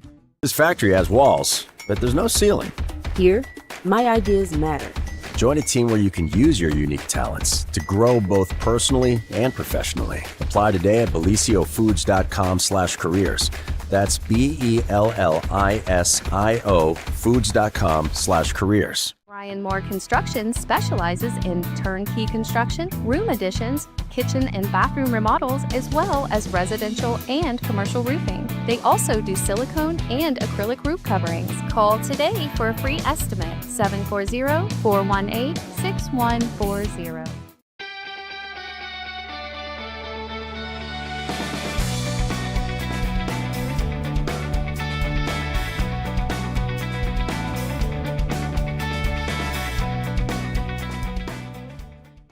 Dave. Okay, we go to the bottom half of the 5th inning. Jackson holding a 7-1 lead, hoping to extend that The Waverly pitcher Lexi Smith is still out there. They had a kind of a meeting out there, summit meeting there before the start of the inning there. Right now, the third baseman talking to her. Lexi has given up 10 hits, at least one hit in every inning. Still has pitched Well, Jekowicz needed some time. She was the final out of the inning to get her equipment on, as she is also the catcher for Waverly. So they had a little meeting on the mound, talk things over while she's getting ready to play. It will be in this inning for Jackson. Abby Barnett, Addie Hickey, and Brindley Smalley, at least the scheduled batters. Abby is stepping up to the plate.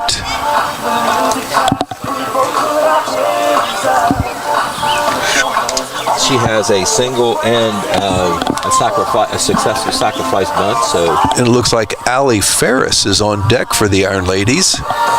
That would get all of the Iron Ladies addressed tonight in the game one way, shape, or form.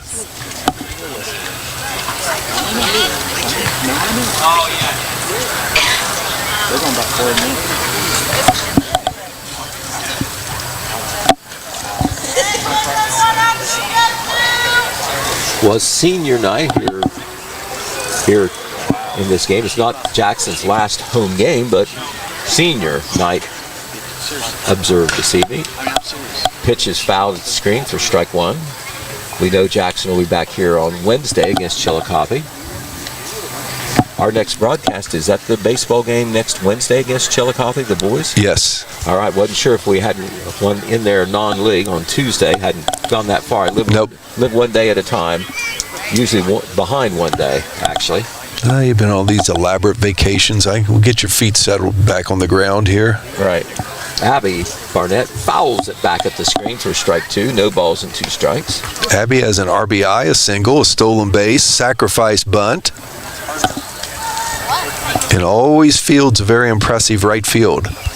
Absolutely, we have seen that. As many putouts as anybody out there in right field. Pitch is taken outside for ball 2. Or was that? Did they call that a strike? 1 and 2 on the scoreboard.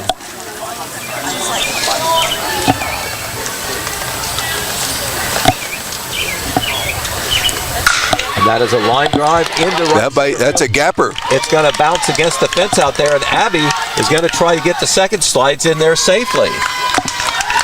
One thing I've noticed, Dan, now that was certainly a clean double, went all the way to the fence, but on these hits to the outfield by both Lily Everts and KJ Worsham, they weren't satisfied with the single. That would have been the safe.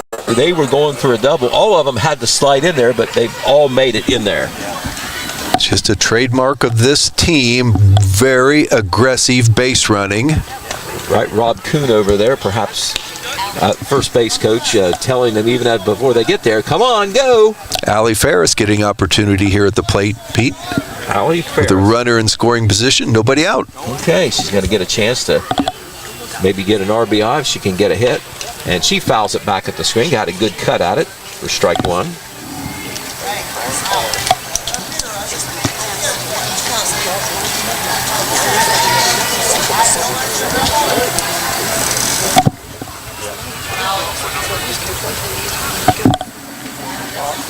And that ball is hit deep to right field. Right fielder under it, battles the sun, got it. Tagging up from second is Abby Barnett. She'll make it there safely.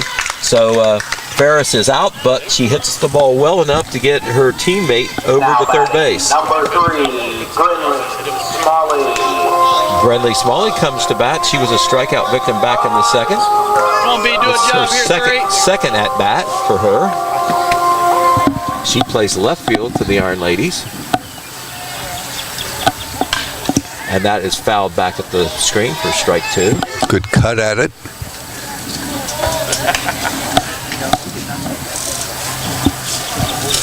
Her younger brother, Colson, is the freshman starting catcher for the Iron Men.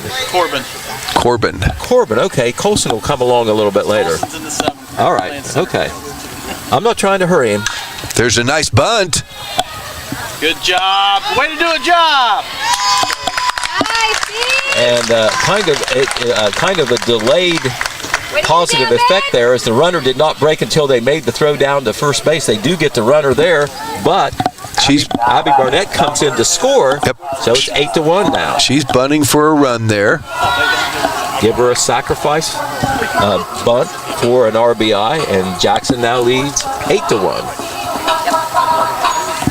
And here is Aaliyah Barnett, the center fielder. So 2 out, nobody on, but Jackson adds to its lead. Now a 7-run differential, 8-1. Senior center fielder has a hit and runs scored in this contest. And almost a very sneaky pickoff as she tried to sneak in from center field behind the runner at second base. And Maddie Wright throws it down. They don't quite get her, but fun play to look at.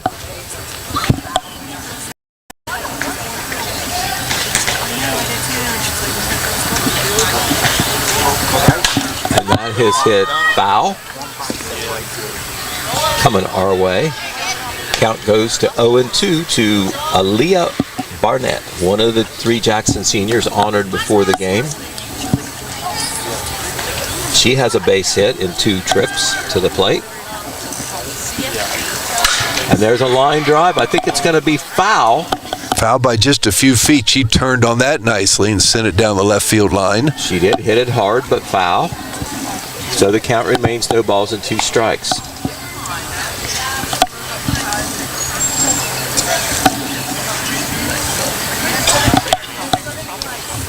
Jackson fans, if you don't come to the boys game, Chillicothe, we'll bring that one to you. Be sure to come out and watch the girls next Wednesday night. There will be Frontier Athletic Conference Championship on the line one way or other, whatever happens on Monday night. All right, well, a strikeout by Leah Barnett ends the 5th inning, but Jackson does add a run. 1 run, 1 hit, no errors, nobody left out there on the bases. At the end of 5 full innings, it's now the Jackson Ironladies 8 and the Waverly Lady Tigers 1. You are listening and watching Jackson Ironladies softball on the Total Media Sports YouTube channel. Sun Cleaning Service wants you to know that there is a simple solution to all your cleaning needs. Call Dave's and Son Cleaning Service at 286-4280. No, really, that's the solution. They don't cut corners, they clean them. Your 401k is likely one of your most important assets. Edward Jones can help you understand how your retirement assets fit into your entire retirement picture.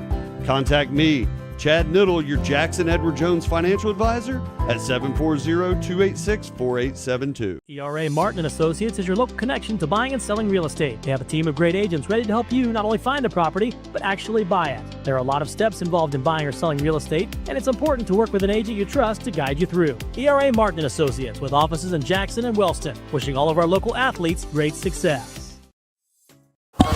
Jackson Ironladies, Savannah Bananas. We go to the top half of the 6th inning. Got the move. Jackson leading 8-1, and it will be the top half of the order for Waverly. That'll be Lexi Smith, the pitcher. Serenity Taylor out there. She has struck out 11, I believe, and has given up only the 1 run. Let's see, 3 base hits. The run came on a home run by Addie Hudnall. You are correct. 11 strikeouts for Serenity in 5 innings of play. That's the impressive thing. But if you don't remember, you got to take some time to count them up. Yep. I tell you, it's interesting the way the fans are situated here at the field, isn't it, Dan? We got 2 sets of bleachers. They're not very big. They're usually full or close to full, but a lot of fans like to bring folding chairs and sit up on the hill. There's just as many fans up here on the hill as there are down by the field. They realize we've got the great view up here. Yep, exactly. A little bit elevated. I'm guessing we might have, they're spread all over, some at the picnic tables there by the hitting barn. I'm guessing we might have close to 200 people here. If you look everywhere. Here is the pitch to Smith, called strike. No ball, 1 ball and 1 strike to Lexi Smith. She has struck out twice. Serenity has had her number so far.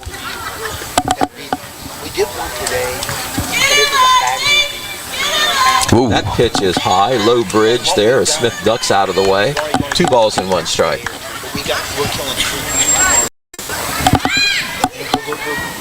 Waverly had only 1 player on the bench, but I talked to the coach before the game. He wants to make sure all his younger players play a full JV schedule as opposed to sit on the varsity bench. So they don't come with a lot of extra players usually. It's good for a lot. Yep. 2 and 2 strikes.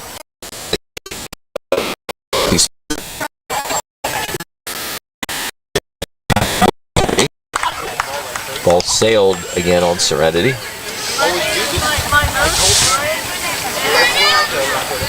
On her way to Kaiser College in, not sure what city that's in. West Palm Beach. Golly, this guy next to me knows everything. That's why we elected him as a member. Yes, thank you very much, Christopher Smalley. Well, he probably knows as much about both the baseball and the softball as anyone. Yeah, he sees them all. He sees them all, you're right. He sees some of the middle school games too. And the pitch outside, and that is going to be a walk. And that is, I think, the first walk that Serenity has had. And it comes to Lexi Smith here at the top of the order. So let's see if Waverly can cut into the lead here. It is. Top of the 6th inning. She's up 3 hits. One of those was a home run. That's how they scored their run. Hayden Jones has struck out twice. Well, that's not a bad deal to go to college and be in West Palm Beach, is it? Not bad at all. Down low, Maddie Wright keeps it in front of her. I got a feeling Kaiser University's tickled to have Serenity Taylor headed their direction. She probably had some choices to make there, I'm sure of. Lefty versus the lefty. Where's the bunt, and instead hits it to the shortstop, a slow roller, and the third baseman was charging, and so it went by her, and by the time that slow roller got out to Lily, she really didn't have a play. So, with Lily was having to make a move towards second base, came backhanded it, but that allows an infield hit to take place, and the first 2 runners are on. Right, well, there you have threat of a bunt. Making people move around in the infield. Right, make it turn into a single. That's another reason you do it, not just to move runners along. And that is called strike 1. She tried to hold up. I'm not sure whether she did, but a pitch was called strike anyway. That is Ava Robertson, the third baseman. So Waverly's put the first 2 on here in the top of the 6th. Walking an infield single. We mentioned earlier, she comes in with over a 460 average. This is their number 3 hitter in the order. Pitch sailed high again on Serenity, so it's 1 ball and 1 strike. Waverly's home run hitter, Addie Hudnall, waits on deck, and she might have some runners on base when she gets up there. And that pitch is hit our way and foul. 1 ball and 2 strikes there to Eva Robertson, the third baseman.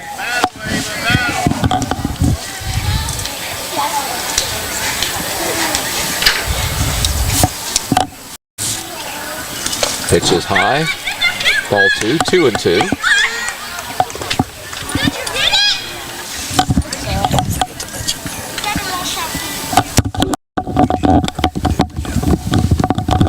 Pitch coming. Just got a piece of it, fouled it back to the screen. 2 balls and 2 strikes still.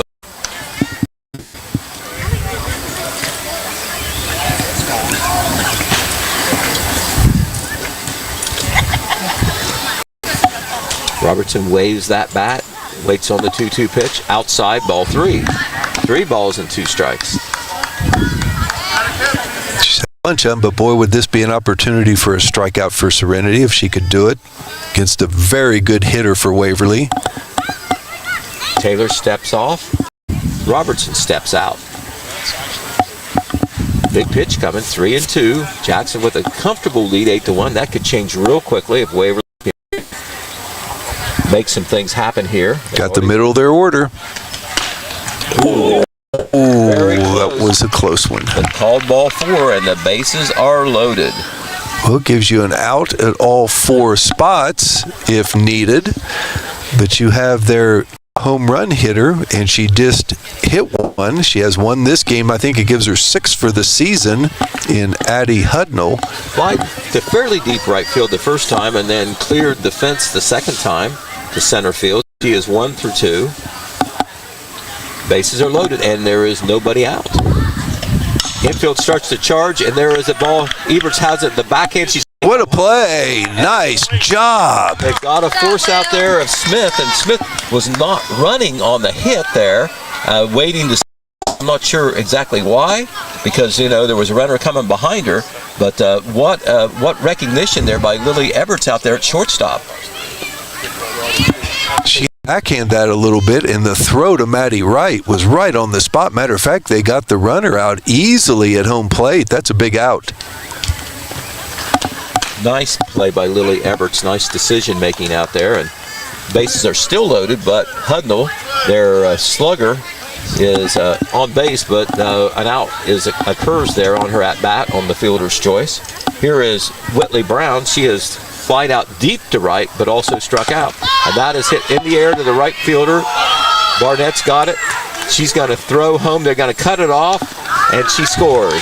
Not a bad job. Hit the cutoff, Izzy Swisher, and she threw a strike to Maddie, but the runner did score. So Whitley Brown gets credit for a sacrifice fly to right. Iron Ladies did about everything right there, but just couldn't quite get it home in time. Second out. If the Iron Ladies trade an out for a run, that's going to work out right now for them with a 8-2 score now. Also now, instead of the bases loaded, Ava Robertson is over at third, and on at first is still Hudnall. Young lady up, though, that we haven't got out yet. Joe Colley 2 for 2, a couple singles.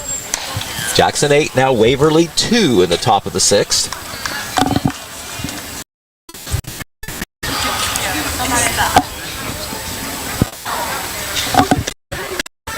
Ball is low and away. Two balls and no strikes to Colley.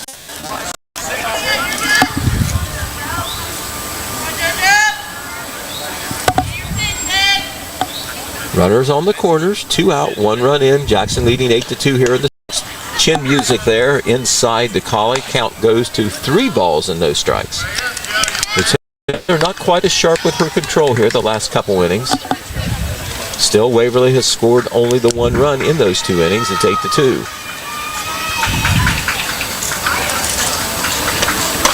That looked good, and it is called strike. Count goes to 3-1. You almost see Serenity at times talking to herself out there, such a competitor. And that's a line drive at the Waverly dugout. 3 balls and 2 strikes. Hit it hard but foul. Taylor has bounced back to square to get a full count, so we'll have a payoff pitch coming with 2 outs and 2 on. Here's the pitch. Swing and a miss, got her on a high fastball. Big out there. Taylor bounces back well after Waverly had loaded the bases with no out in the inning for Waverly. 1 run on 1 base hit. There was no Jackson errors, and there's a couple runners left on base. In the middle of the 6th inning, it is now the Jackson Ironladies 8, the Waverly Lady Tigers 2. This is Jackson Ironladies softball on the Total Media YouTube. A special thanks to Henderson's Western Store for sponsoring our ground camera. Your support helps make all of this possible. Thank you, Henderson's. Home, it's your sanctuary. It's pajamas at noon and cookies in the oven. It's fingerprints on the wall and heights measured in a doorway. It's the one place in the world that you know better than. Visit VCNBFamily.bank for our construction special. Member FDIC, Equal Housing Lender. Need a ride for any occasion? Choose Jackson Transportation, serving Jackson County and beyond with safe, reliable, and affordable service since 1995. Call 740-288-2091 and arrive in style. When life throws you the unexpected, you need someone who knows the law and knows the community. From personal injury to criminal defense, family law to estate planning, John Clark has the experience you can trust. Call today, 740-286-4200, or visit 221 East Main Street in Jackson. Every home is part of a chapter in your life story. Whether it's your first We go to the bottom of the 6th inning. We go back to the top of the order for the Iron Ladies. That means Izzy Swisher will bat. Jackson 8 runs, 11 hits, no errors. Waverly 2 runs on 4 hits and 1 error. Izzy struck out in the first, Pete. I think it made her mad. She's had a single and a double since then. And that is a pop-up on the first pitch, and the second baseman is able to get it, so Izzy Switcher is retired. That's always a good thing if you're the opponent to get her out to start the inning.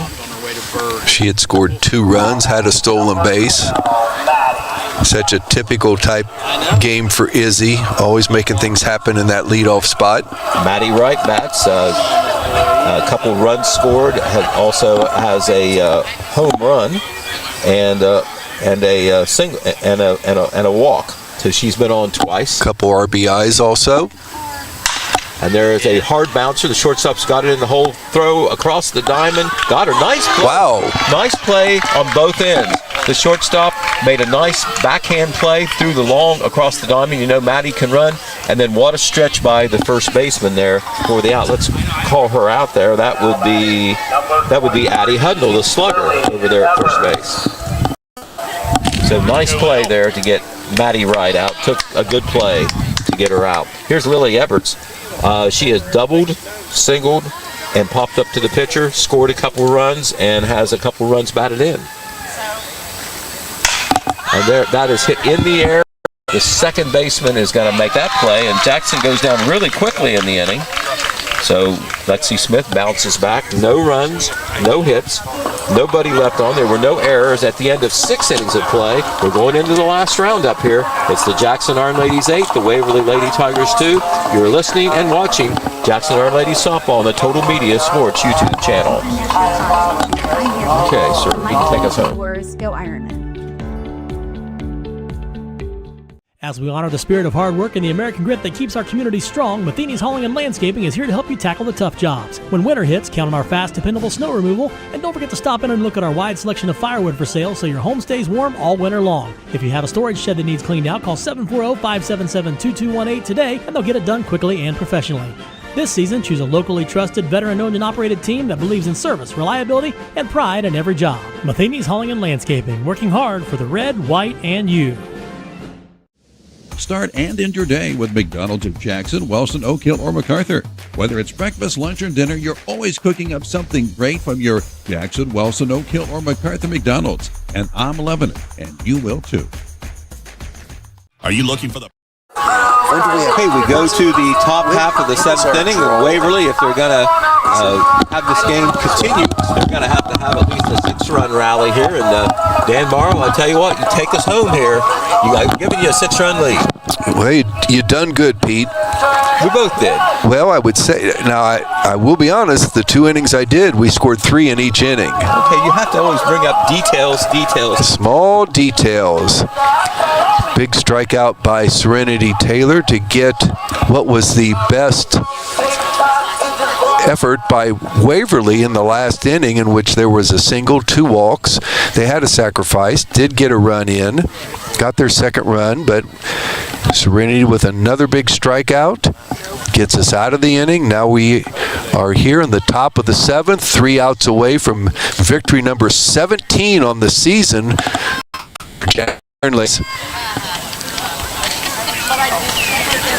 Kylan Huffman at the plate. She has struck out both times tonight. First pitch from Serenity is a swing and a miss. Doesn't look like she's lost any speed there on that pitch at least.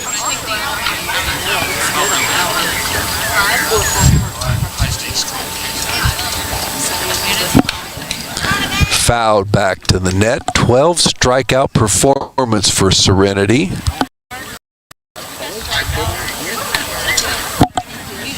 And 6 of pitching. Pretty simple math, Pete, and that's the kind we need. That's 2 per inning. That pitch a little bit outside.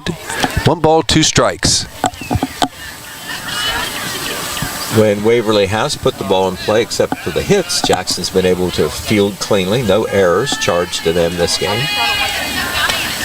The swing and a miss. Strikeout number 13 for Serenity Taylor, senior Serenity.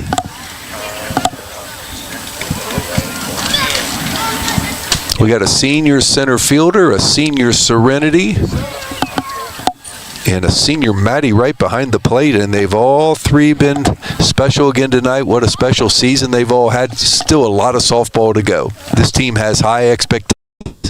League championship possibilities coming up next week, and then tournament play around the corner.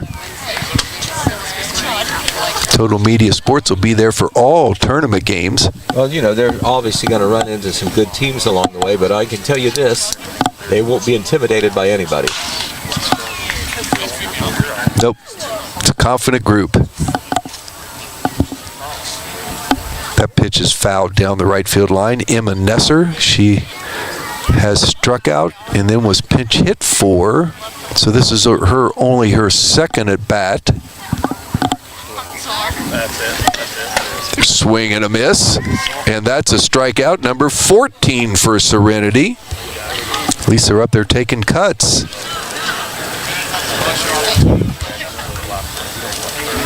We've got Sword batting for Jekowitz. I thought Sword already. She did. She struck out 2 innings ago. That was when she batted for somebody else. Okay. She batted for Nesser. So Sword is up with the 2 outs. We're 1 out away from a victory. There is a fly ball to right field. It's going to drop in there for a hit. Gets all the way to the fence, but Sword will be held up on first. Nice job by Abby Barnett chasing that down and getting it quickly back to the infield. That is the 5th hit of the contest for Waverly. Score stands at 8-2.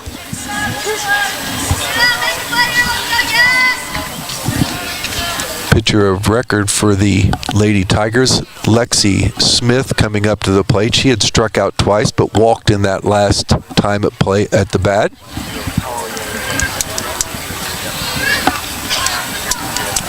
Very good hitter. They're obviously their top pitcher. Runner on first base. Serenity trying to nail down victory number 17 for the Ironladies.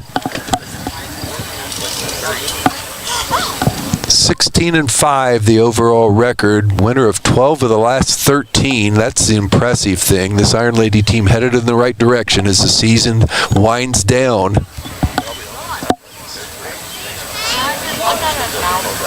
The pitch catches the outside edge of the plate. Strike 1. 2 strikes away.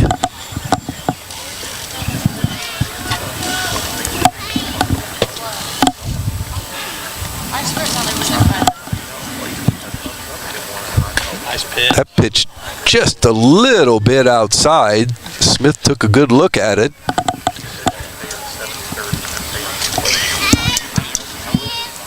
So did the umpire. The 1-1.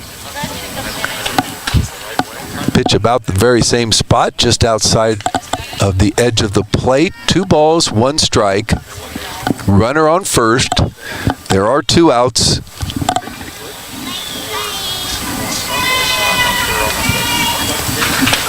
And that ball is fouled back, right side. Bounces off the net. Put back in Serenity's hands. 2 balls, 2 strikes, 2 outs. 1 runner on. Serenity trying to nail down victory 17 for our Iron Ladies. And that ball is reached for, popped up in the air, and it's going to fall in between Izzy Swisher and Elia Barnett. That one had eyes on it, Pete. Hit in the right place. Just kind of trying to protect the plate was Lexi Smith. And it just gets enough on it to get it out to center field. Fall in there. 2 runners on. Hayden Jones coming up. She did single her last time up. Scored a run. Struck out her previous 2 plate appearances. That ball is fouled back. Iron Ladies need 1 more run, or 1 more out, I mean, to wrap this one up. Left-handed hitting Hayden Jones at the plate, facing the left-handed pitching Serenity Taylor. The 0-1 is fouled at the plate. No balls, 2 strikes.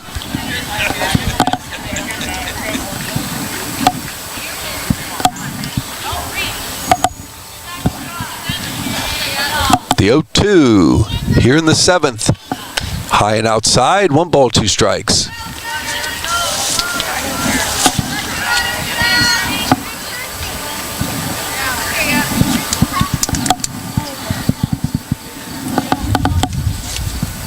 shadows coming across the infield. There is a ball hit to center field, hit well, back, and it is gone.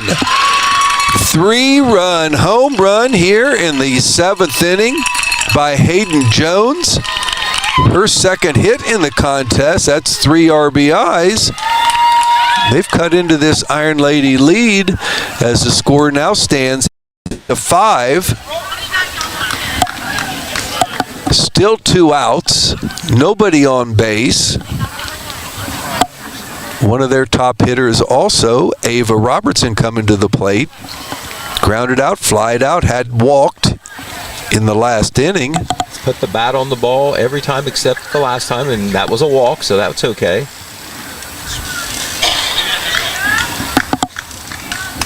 And if it just hit like that, Pete, is kind of proof it's a little bit of a hitter's park here. It didn't feel like it was going to be gone. It just kept going. It kept going, you're right.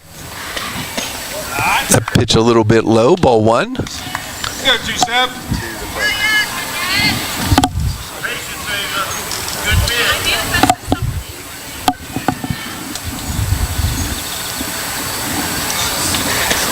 There's a ground ball to the shortstop. Lily has it, throws it over to first base, and this one is a W for our Jackson Iron Ladies as they take care of business tonight here at the Iron Ladies softball field with another victory number 17 on the season. The Iron Ladies advance to 17-5, and now they set up a showdown with FAC co-champ with them, or co-leader with them. 2 teams coming in 8-0 in league play. We'll play Monday night and Wednesday night, and it doesn't get much more exciting than that, Pete Wilson. But a victory tonight for Jackson as they shake hands with the Waverly Lady Tigers. They'll go out to left field, celebrate, get a little discussion with Coach Brandon Stevens, and we will obviously get an opportunity to talk with the coach. That's always a treat. And wow, it was a fun night of softball up here on top of the hill. Waverly's record now goes to 8-10 on the season. Valiant effort by them. Big 3-run home run in the 7th inning just to make it a little closer than it was. Absolutely, but Jackson hangs on.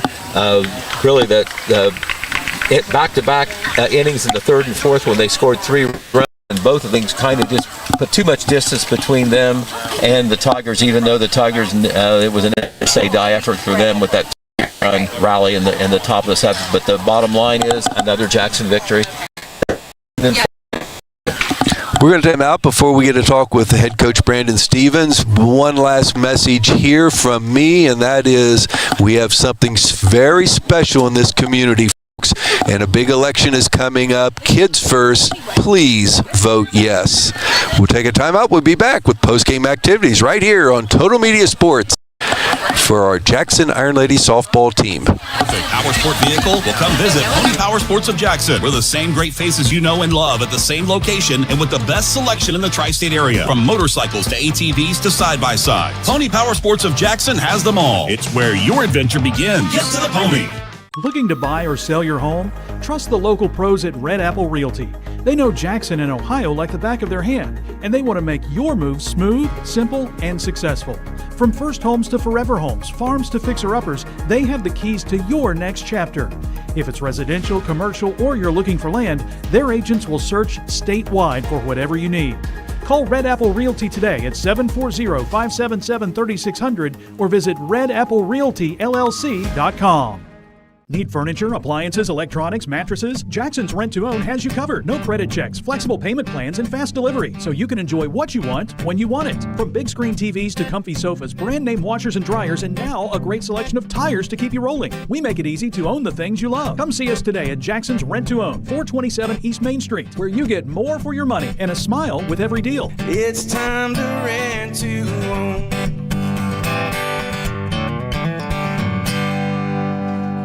At Ryle, we believe your education should be personal, affordable, and full of possibilities. Here, you're part of a community that supports your success in the classroom and beyond. And now, there's even more to be a part of, with new traditions and new energy taking shape. I want to invite you to see what's possible when you learn at a place where everyone knows your name and cares about your future. At Rio, it's all about you, your goals, your journey, and your success. And we can't wait to be a part of your story. It's that time of year again. It's football season. Stop in and see us at the Sherwood Falks Insurance Agency to learn more about Ohio Mutual. We can help you select the right coverage for your needs. Call us today at 740-286-1708 or visit us on the web at SherwoodInsurance.com. At Apple City Wholesalers, you'll never pay retail. Save 40 to 70% on name brand items from toys and tools to fashion and home goods. Get ready for your summer with their great deals on their outdoor inventory too. Don't miss their popular Facebook Live sales from Sunday through Thursday at 5 p.m. featuring 50 to 60 items each night. Visit them on Facebook or stop by in person. Apple City Wholesalers, your budget-friendly shopping destination. And now, a special thanks to Top Tier Customs for sponsoring our instant replay. Top Tier Customs in Jackson is your local destination for bold builds and custom styles. From lift kits and lighting to wheels, winches, and more, we do it all with expert care. Bring your truck, Jeep, or SUV in today and leave with a ride that truly stands out. Virgil Hamilton Nationwide Insurance in Jackson offers tailored coverage for auto, home, renters, business, life, and more. Our friendly team makes insurance simple. Get expert advice and local service you can trust right here in your community. Are you looking for a reliable title company? Warranty Title Agency is a place you can trust. Whether you're closing on your first home or deed preparation, title exams, and more, Warranty Title Agency has got you covered. Stop by 227 East Main Street, Jackson, or call 740-286-2248. When your vehicle or semi finds itself stuck on the road, call the rescue team at Angles Garage and Wrecker Service, located at 10992 Chillicothe Pike in Jackson. Call Angles Garage and Wrecker Service at 577-3636. Let's hook up. Step into the charm of Archinettes, located in a beautiful 1800s colonial-style house at 181 East Main Street in Jackson. Open Tuesday through Saturday with 3 daily off-the-menu lunch and dinner specials. Archinettes prides itself in providing you with a fresh and delicious homemade meal each and every time. Archinettes, where history meets great food. Good people bring good people. At Buckeye Construction and Restoration, it's the foundation of our projects and our company. VCR offers competitive salaries, professional development opportunities, and an employee referral bonus program. Visit VCRMCO.com to apply. VCR, preserving our history with the hands of craftsmen. Okay, we're back here at the Jackson Ironladies softball field, high on the hill on the Jackson High School campus. And Dan, we have just seen the Jackson Ironladies tack on another victory. They're 17th. Not necessarily easy, but still an impressive win. A lot of hits, power pitching there by Serenity Taylor, and it all adds up to an 8-5 victory over a very capable Waverly team. And Waverly didn't quit tonight, Pete Wilson. It was 8-1 well into the contest, and what felt like an easy win, but they got a couple hits, a couple late runs, 3 runs in that 7th inning to make it look closer than the final score indicates. But congratulations to them. Good luck on the rest of their season. But the Jackson Ironladies keep rolling. I mean, it's just been an amazing run by the Ironladies to this point. As we said, at one point this year, they were 4-4 on the season. Now they are 17-5. So it's certainly been an amazing run by this Iron Lady team.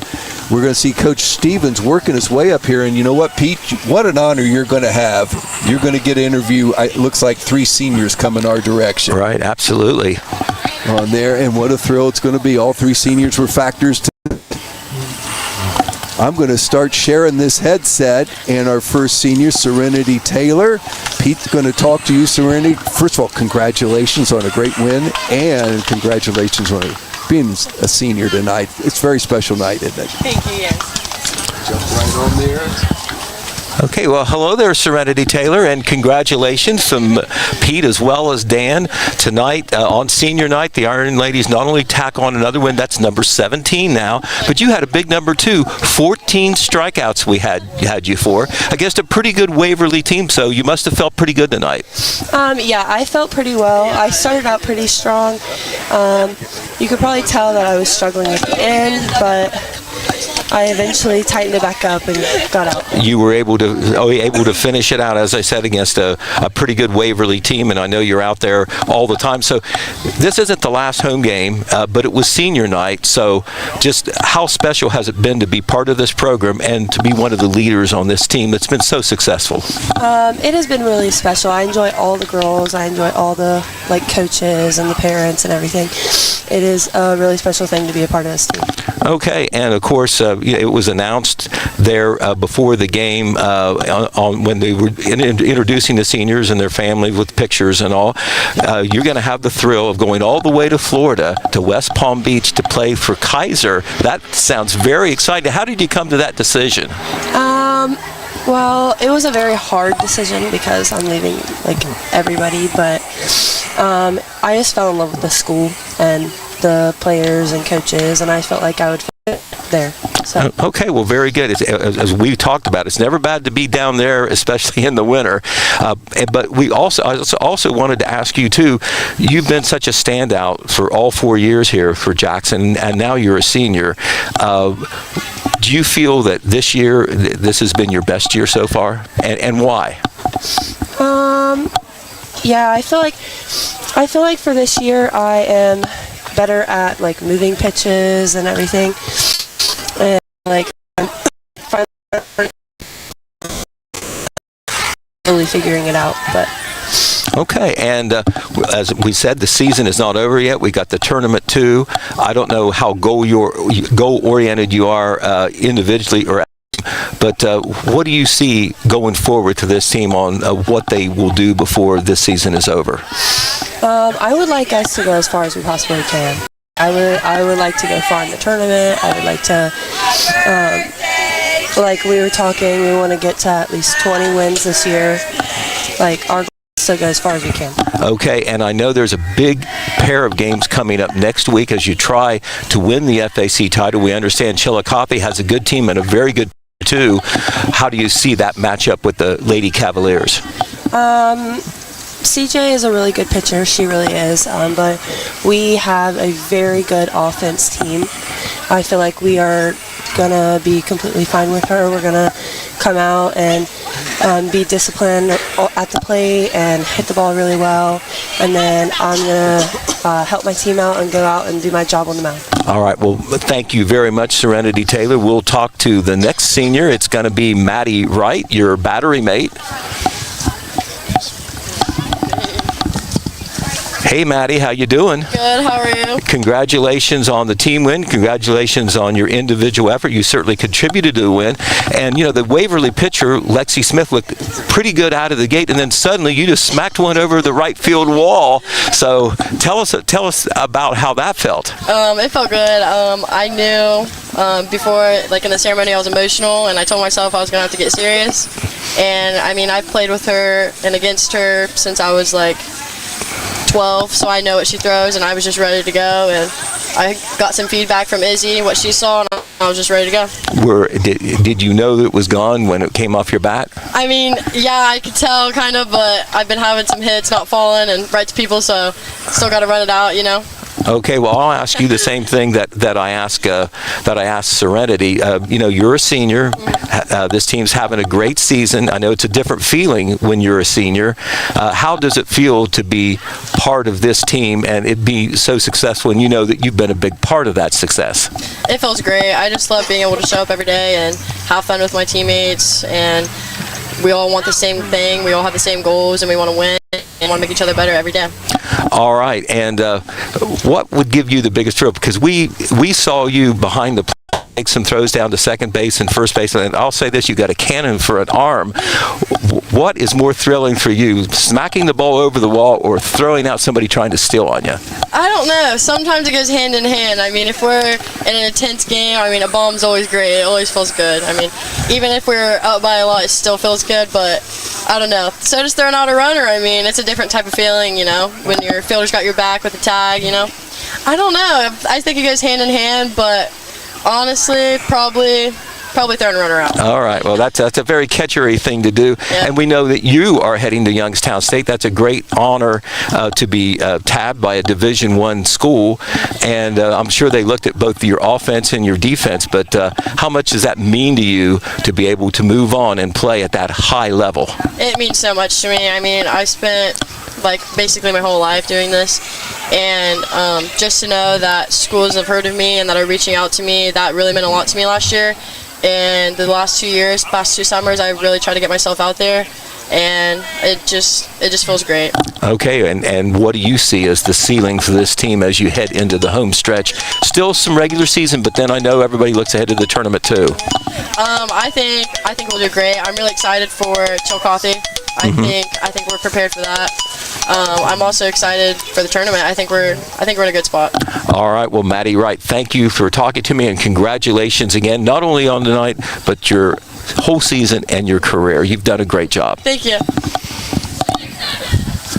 All right, we're going to talk to Aaliyah Barnett now. She is the center fielder for the Iron Ladies and also a very good hitter as well. You know, Aaliyah, I look up and down this lineup, and one of the impressive things about the Iron Ladies is so many players contribute. It must be fun when everybody plays a part in the success of the team, including yourself. Yes, definitely. I love this team. I feel like we all contribute to each other and we pick up on each other's energy. Right, and also noticed that, of course, you got your little sister playing next to you in right field. What's it like to be in the same outfield and the same starting lineup with Sis? I love it. My parents probably love it a little bit more. We argue a little bit, but it's something that I can't take for granted because it's just like once in a lifetime experience. I'm guessing you push each other just a little bit too. Yeah, we definitely do. Nobody wants to let the team down or have the do better. Yeah, we yell at each other a little bit more than the other teammates, but All right. Well, you're in a very important position out there in center field, right in the middle of all of it. As a matter of fact, the three seniors are, right up the pipe: the catcher, the pitcher, and the center fielder. As far as your progression in the program and like that, do you feel that this is your best season so far? I don't know. I feel like all of the seasons are different. I think like center field maybe, so you're probably hitting better, but yeah, all of them pretty good. Okay, and we've got Chillicothe coming up. The other two players, Maddie and Serenity, addressed it. Two very big games against Chillicothe. They are going to try to keep you from winning that title. So how do you feel about the matchup? You know them very well. Yeah, I feel like if we all just come not scared, not nervous, we all come with confidence, I think we'll do pretty good. We just all have to have good energy and pick up on each other's energy like we usually do in the dugout. Okay, and then beyond that, there's other games other than just Chillicothe. There's the tournament as well. And this team has done so well so far, 17-5. How do you see the end of the season? What are you hoping for? What are you expecting for you and your teammates? I'm just expecting for all of us to keep it up, keep on hitting, just doing what we can do. Yeah. All right. Well, very good. Congratulations, Aaliyah Barnett. Love your first name. Thank you. It's Thank very, you so much. very pretty. I talked to your mom before the game, and she can't remember why she called you that, but we just wanted to make sure we said that right. Aaliyah. Yeah, a lot of people say Aliyah every time they announce me and stuff. Okay, well, we're trying not to botch it up here because we know you're going to do a lot of good things out there on the field. Thank you. Thank you so much. Thank you very much. All right, we will talk now with Coach Brandon Stevens. He's going to come over and join me now. And I tell you what, Brandon, we made you wait, but I really enjoyed talking to those three seniors. And I think as a coach, you would agree, no matter what the sport is, I know you've got a lot of underclassmen, but the heart of the team is always your seniors. And those are three kids who produced through you. They did it again tonight. Those seniors, they're best friends. They're all three best friends. They're super close. They had a great day. They've had a great year. They've had a good high school career. They've stayed out of trouble. They're no trouble to us. They're leaders. And as a coach, you're just dying for them to have a good game on their senior night, and they did, and it was awesome. Yeah, super happy for them. I know for the most part things went well tonight as you defeat Waverly 8-5, but one thing that I've noticed, I'm sure Dan would agree with me, this team never seems to get down on itself if something goes wrong. There's an error or a strikeout, you strike out or whatever. They seem to take it all in stride and just go on to the next thing. Yeah, the toughness, that's just the toughness part of it. And that's also a part that you've got to learn how to handle that. So I think, as a freshman, you might struggle with that a little more. But when you don't have all freshmen out there, I expect our girls to make the next play, right? We boot it around, make the next play. Serenity, she had a great game. I'm not sure what her stats were, but she walks somebody, next batter up, right? You don't. In this game, it's a strange game because some people say, "Oh, it's so slow," but the opposite side of that is in a blink of an eye, the lot can happen. So we're really proud of how our girls handle adversity. Right, and I've got the scorebook in front of me, and this is another characteristic of the team. I know it's so great for you too. 5 different players score runs, 7 different players had hits, and when you have that kind of production up and down the lineup, it's usually just a matter of time until you break out. Yeah, and we, the last few days, I think KJ, I have to use her as an example, she's hit the ball as hard as she can hit it, squaring it up just right at people. And I told her and I told our other girls, on some of these slower pitchers, don't lunge, play your game, and continue to square the ball up, and tonight they did. Right, and I've noticed this too, just in talking with them. Your girls are very positive, but I think, and this is important for their success, I think they expect a lot out of themselves. They do.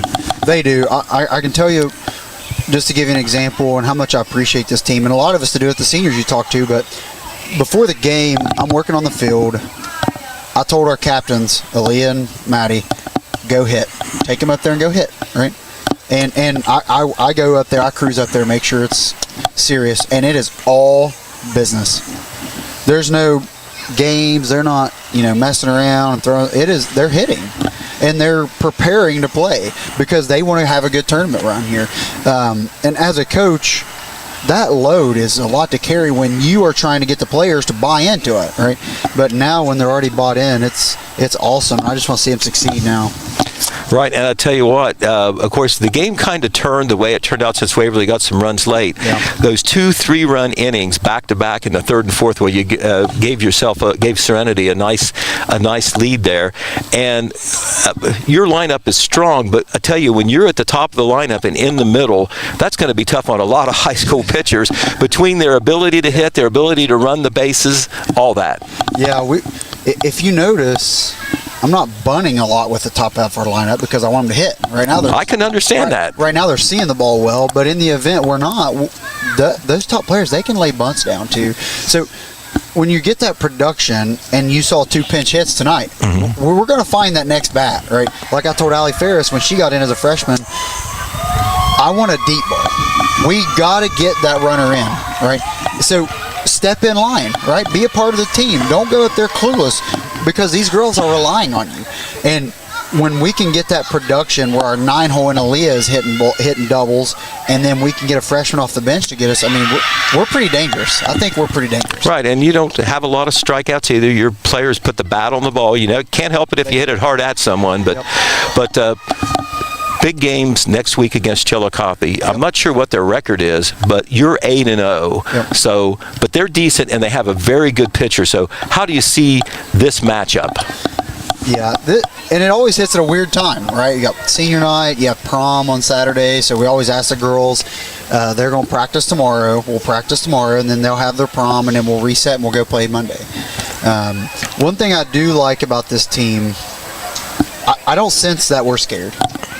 I don't either. I don't sense that, in the past, even going into last year, we put 10 runs on Chillicothe. I don't sense that nervousness, that timidness, that's kind of gone. And then a lot of it stems from we beat a good Liberty Union team. They were extremely well coached. I think ranked number 13 in the state. They were, their pitcher was phenomenal. Mm-hmm. So you tell the girls, you can do it. So it's just a matter of if we show up. But I will say they are good. They have a really good pitcher. Their schedule, I haven't really dug into it much. But my challenge to our girls is control what you can control. Okay. You can't change their pitcher. Well, I know you've been the coach now for several years, so know these girls so well. You had most of them back from last year, but from the start of the season to now, do you think they've gotten better? They've gotten so much better.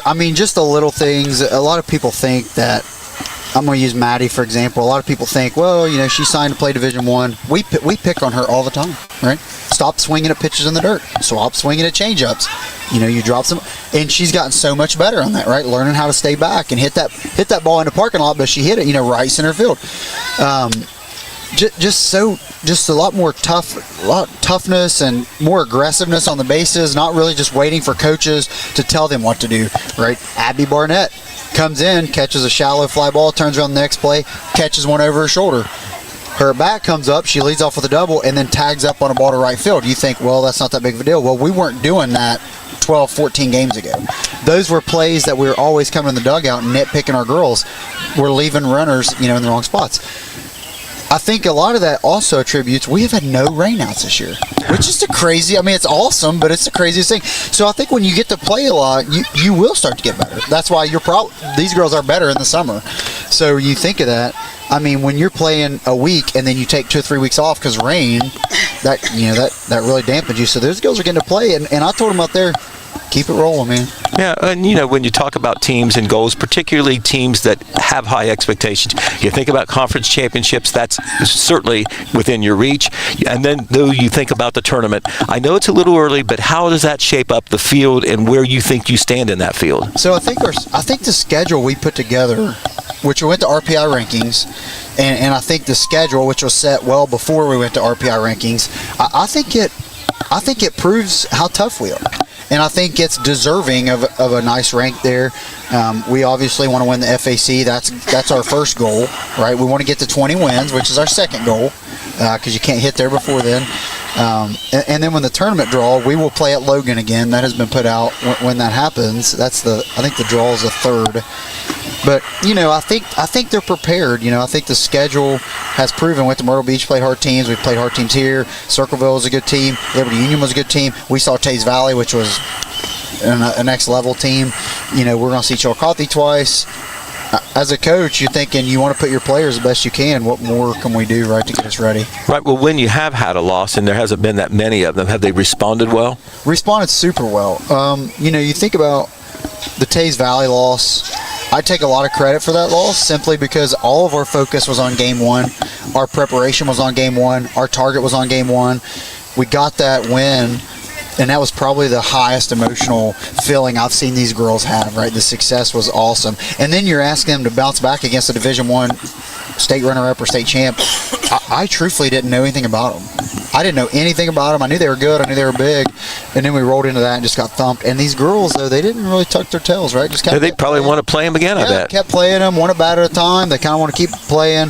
The loss we had at Myrtle Beach, those losses, they're more learning losses, right? We're not beating ourselves, which is what I say. Don't beat yourself, right? If that team's better than you, they beat us. Okay, they beat us. Don't beat yourself, but they bounce back. They're pretty scrappy. We've got a pretty scrappy group in this dugout. A scrappy group, but also a happy group. Scrappy and happy. Yep. Both of those are important. Teenage girls, I guess. Exactly. Well, Coach Brandon Stevens, you got something really going good here, and we know that you're part of that success, and so we congratulate you, wish you the best as you head into those 2 big games against Chillicothe. Yep. Thank you, guys. Appreciate You're very welcome. All right. Well, that was Coach Brandon Stevens, and before that, his 3 outstanding seniors who are big contributors to this team.